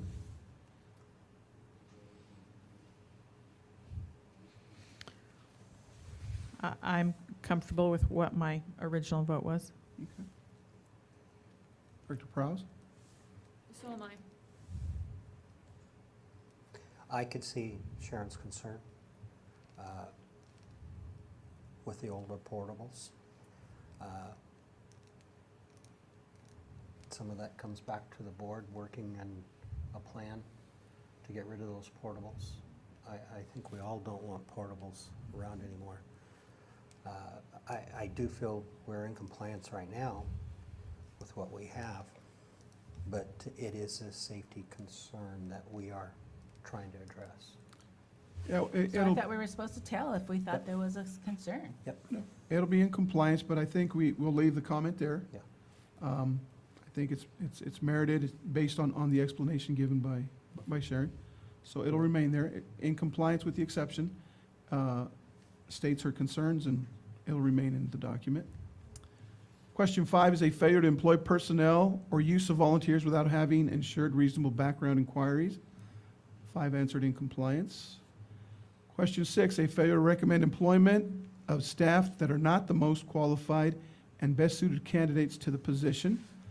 4 answered in compliance, 1 not in compliance. And the comment is? Sometimes I think that we've hired people without enough experience for some of those positions. We had a lot of turnover, or brand-new staff all over the place 3 years ago. I mean, we started out with all brand-new principals at every one of the elementaries that didn't have a lot of experience in these. So I think maybe we need to be sure we look and see if we take out some of those really wonderful people that we had there, moved them into different positions, which is great for them, but it left elementary schools in a turmoil. Even if you send them to all the classes and learn things, they're still new. And there has been some turnover even in the schools since. So with your comment, do you think that that's not in compliance or in compliance with an exception? Well, I think we've failed that we don't have all the best suited candidates. Okay. Okay, it'll. In this policy, you really got to read it because it's not necessarily recommend employment of staff that are not the most qualified, but the best suited candidates for the position. And I know there's been some positions that there's been some very highly qualified people apply for them, but it necessarily didn't make them the best suited for the positions. And I think that's what this policy is Well, to Sharon's point, it about, says yes. not the most qualified and. Yeah. The best and the suited. best suited. So, I mean. Yeah. I can agree with Sharon on that. There are people in positions, I mean, Well, I'd just like to interject that the exact same criteria for every employee we've hired has been put in place. As far as the committees that are formed to do the interviews and the process itself. We have gotten a rationale for the hiring. We have seen where they've scored by everybody that's been a part of a committee. And in my opinion, everyone that we have hired fits as the best suited for the position. Everything is being considered. I wouldn't change my answer, and that's not what I'm trying to do here, but as a matter of information, just letting the new board members know that there is a methodology to hire in every position. It was instituted from the first hire I believe Dr. Hurst had, and it's been the same one for everyone after that. It's very rigorous. It is very meticulous, and there is, I'm gonna say, 10 people at least on these committees that ask their questions, go through the answers, are present at these interviews and everything else. And based on that, everybody gets a chance to score.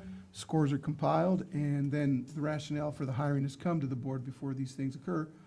So, in my opinion, I don't think he's failed to hire the right people. As far as moving people to different positions, that happens all the time. And you're right, it wasn't just him. It was Yeah. that did the hiring, if you had a group of 10. Yeah, so I don't know, I mean, I don't know if you feel that it's not in compliance because of a specific employee or overall or what it is. But in and of itself, question number 6 will go down as in compliance. Unless anyone wanted to change their vote that is currently, I'm comfortable with my vote as it stands. Yep. Anyone wanting to change theirs? Okay. Moving on.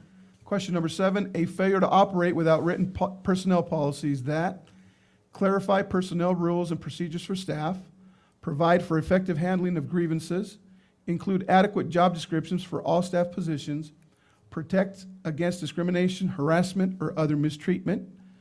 5 responses, 4 in compliance, 1 not in compliance.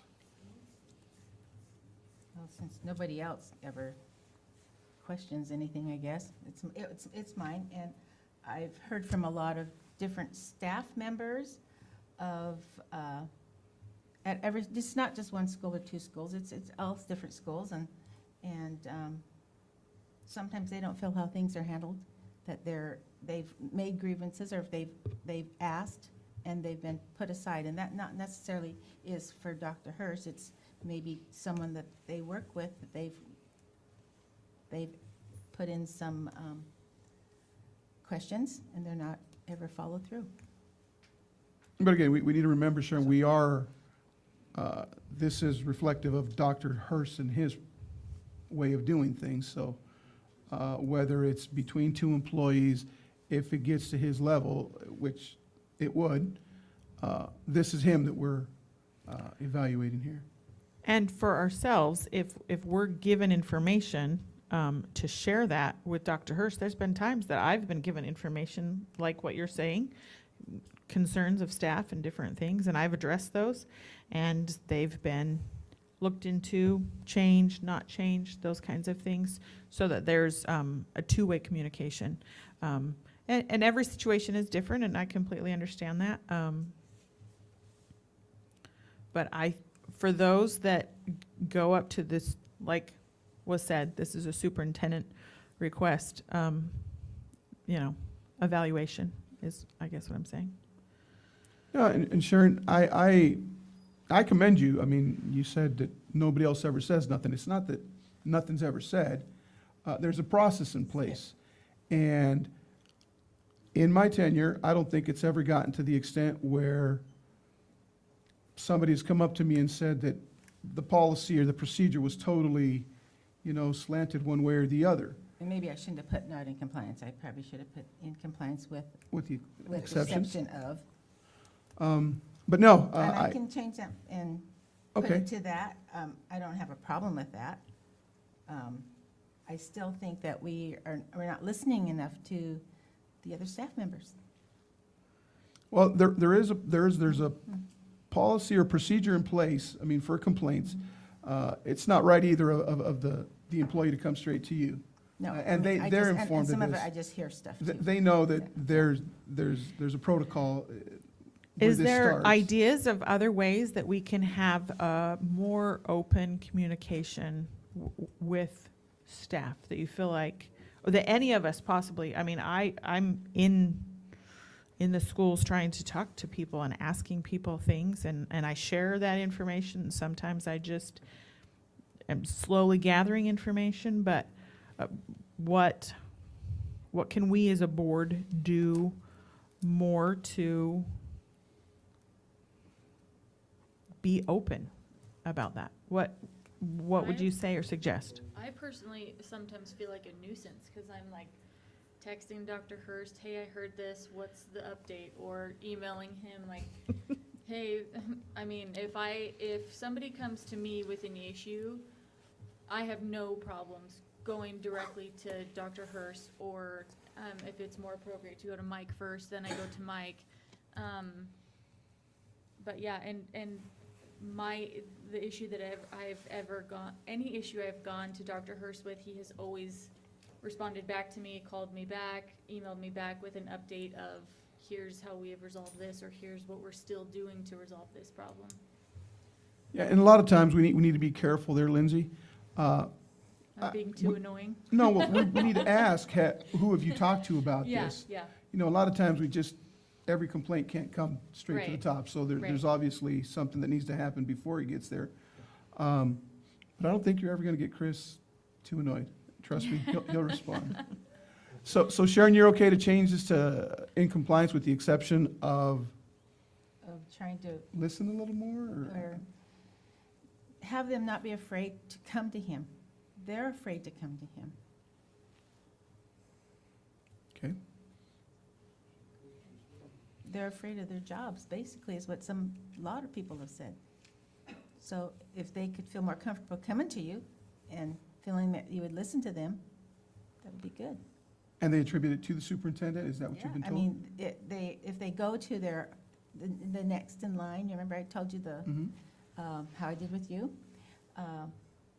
And they don't feel like they're getting anywhere, but they feel like they can't speak up.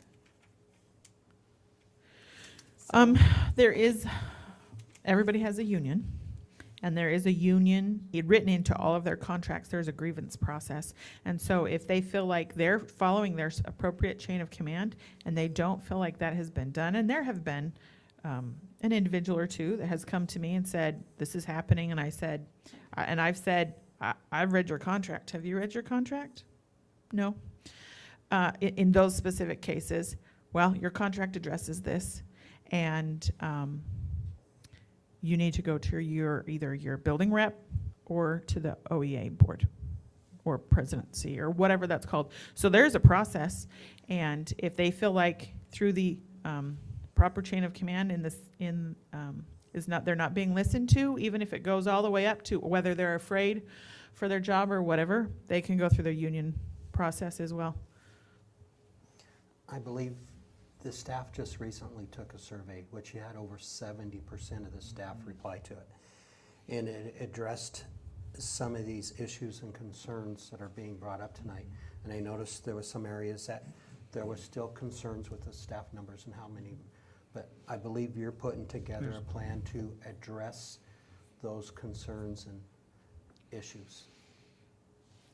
Yes, absolutely. So what we shared with the board, I think at the last board meeting, that we will be bringing a final report to the board, the first board meeting in February, to share with you what were the trends per school, what were the trends across the district, and then what are some of the action steps at each of the schools and across the district as well.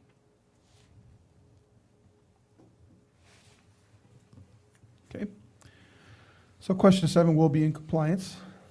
Question number 8, a failure to provide an evaluation system that measures staff performance in terms of achieving the board's ends policies, complying with the board's EL policies, and complying with the current laws regarding staff evaluations. 5 answered, 4 were in compliance. There is a comment that says, I don't feel I have enough information to form an opinion at this time. Well, I put in compliance, but I still don't think that just coming on board, we know everything that, with this stuff like this, for us to have to try to figure out if we know, I mean, otherwise we'd be reading for No, that's hours fine. upon a day. And notes are being Totally- taken, and totally understandable. trust me, you'll get a Totally response as to what system is in place, how it's used, who administers it, and all these other things, I'm sure. Question number 9, a failure to encourage living within the staff school district boundaries to all staff. Again, 5 answered, 4 were in compliance, and 1 said, I have not been provided any current numbers. With who doesn't live here, or why they don't live here. Some people said it's housing, some people just don't want to live here, some people travel from Spokane. Well, it's just, So you've the got to way- encourage them. The way that the policy reads is a failure to encourage living. And so I did try to change that at one point to say mandatory living, but I was voted against. But we can change these policies at any time. They come around. So right now, it's based on encouraging living. But it would be interesting in the future to maybe have the numbers to how many staff that actually do live within the school district boundaries and how many live within so many miles, a couple different mile ranges outside of the school district. It would be nice to have those numbers, just for. All right. There are no more additional remarks on question number 10. Thank you, everyone. Board self-monitoring, GP10. Board member compensation and expenses survey. The board wishes to demonstrate judicious stewardship of public funds entrusted to its care, while acknowledging the costs in both time and money of board service. Board members shall not be compensated for expenses incurred in board members shall be compensated for expenses incurred in performing their responsibilities and may receive limited compensation as allowed by law for time devoted to board service. Question number 1, each board member shall receive as compensation for his or her services the sum of $50 per day and not more than $4,800 per year. 5 answered, in compliance. Question number 2, board members shall have reimbursable out-of-district travel pre-authorized by any one of the following persons: board president or vice president. Pre-authorization is not required for in-state attendance of meetings or training sessions sponsored by the Washington State School Directors Association, WASDA. 5 answered, in compliance. Question number 3, when board members incur expenses in carrying out their responsibilities as board members, they may be reimbursed from district funds upon submission of vouchers and supporting receipts consistent with district requirements. 5 answered, in compliance. Question number 4, in order to maintain its commitment to excellence in governance to the provisions of this policy and to improve its own performance, the board commits to the following actions. There is a comment that says, adhere to the provisions of GP10 and submit for reimbursement when appropriate in a timely manner. I move we keep the comment. Okay. What's everybody else think about the comment? Okay. It'll remain there. Okay, moving on. E, policy review. We have 2 revised and 1 that is a final reading. We'll begin with BSR number 3, delegation to the superintendent. And I've been thinking about this one more. I am still comfortable with taking out both of the any's. And after further thoughts, I still feel like we need to leave the last sentence personally. Lindsay responded, I don't think you heard it. Sorry, I agree. I'm fine with taking out both of the any's and agree with Jen that we should leave the last sentence in.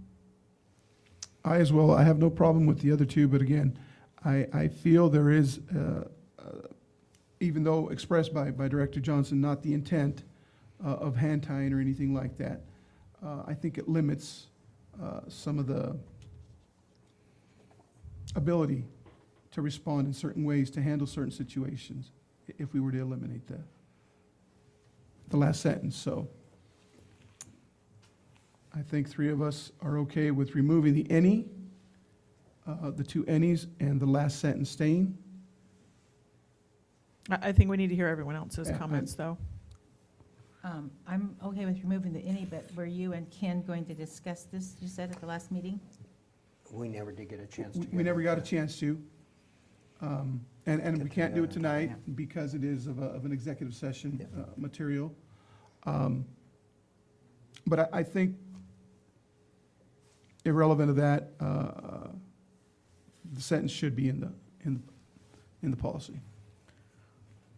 I'm sorry, I don't understand why you can't discuss it tonight because of an executive. The example that I wanted to utilize is I an see. executive session Okay. content. Okay, I understand now what you were referencing. I didn't Yeah. understand what you were, okay. You know, Got it. And I need to apologize. I think that was a phrase I should not have used. It was. So we are going to executive session. Is Absolutely. that something that Yeah, you're I can planning mention it there. on mentioning and Absolutely. clearing us up with? Okay. Absolutely. So then should we leave it in? Let's leave it there. We'll table it for the next meeting. Right. And after we have our Because discussion. I think that, yeah, that needs we to be will- discussed we will that way see. then. Very good. So if it's in reference to a public Mhm. employee or something, right.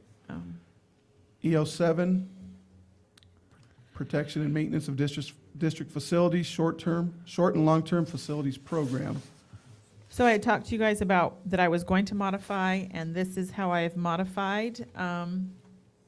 So I included the word maintained, even though it really does address in that first sentence everything except for the word maintain.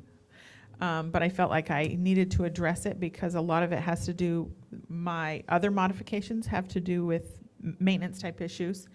And so then I've also added as the first portion, a failure to provide a short and long-range maintenance plan that includes a lifespan list of all major components of all facilities. I didn't know how else to use the word lifespan. If there's another word, I'm totally fine with that. Future financial plans for the maintenance, care, and replacement of facilities in reference to the lifespan in a timely manner. However, new facilities or renovation of facilities are at the discretion of the board. So like all modifications, we need to discuss these and which parts do we approve or whatever. But, so let me explain the lifespan part. Residential homes typically have 30-year asphalt shingles. There are multiple different years that you can purchase to put on a home. So within 30 years, you would need to get new shingles for that home. There's always like different extenuating circumstances that cause the lifespan to be longer or shorter. I'm happy with another word there. I didn't, what else put there? But things like siding, this is a 20-year siding.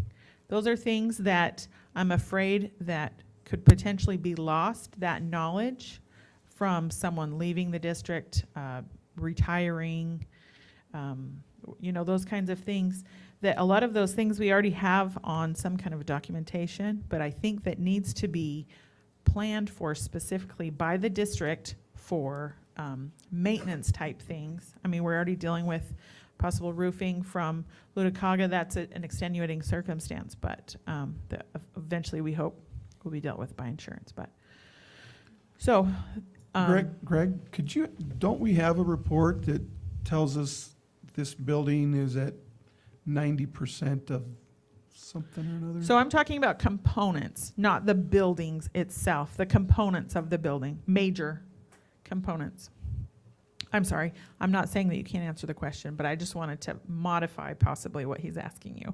He's asking about the ICOS report. Yes, and from the ICOS report, I was thinking that these things could be,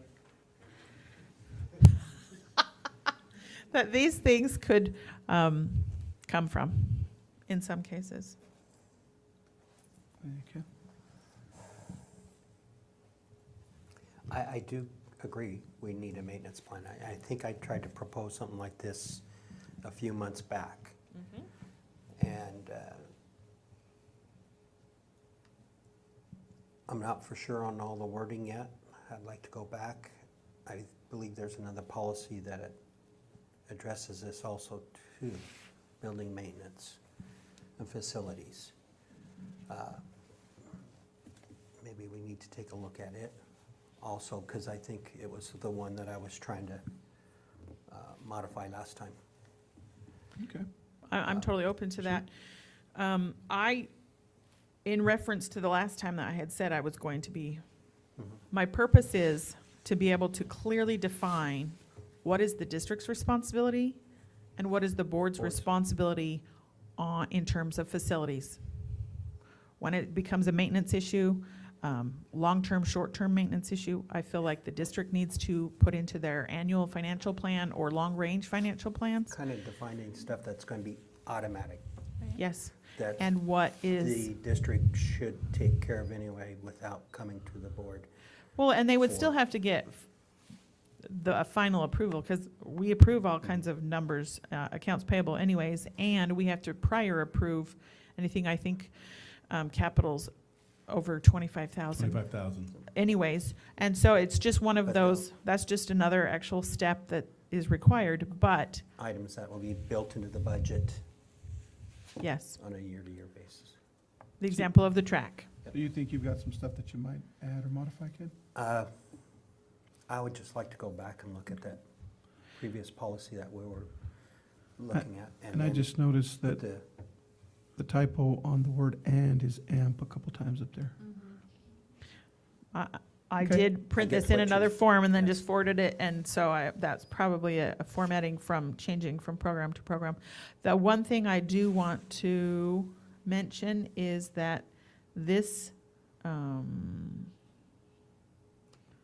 EL will be, let's see, when do we next have an annual report on this? Let's see, I have to go into GPs for that. Because I know it's coming up, and so I just didn't want it to make it so.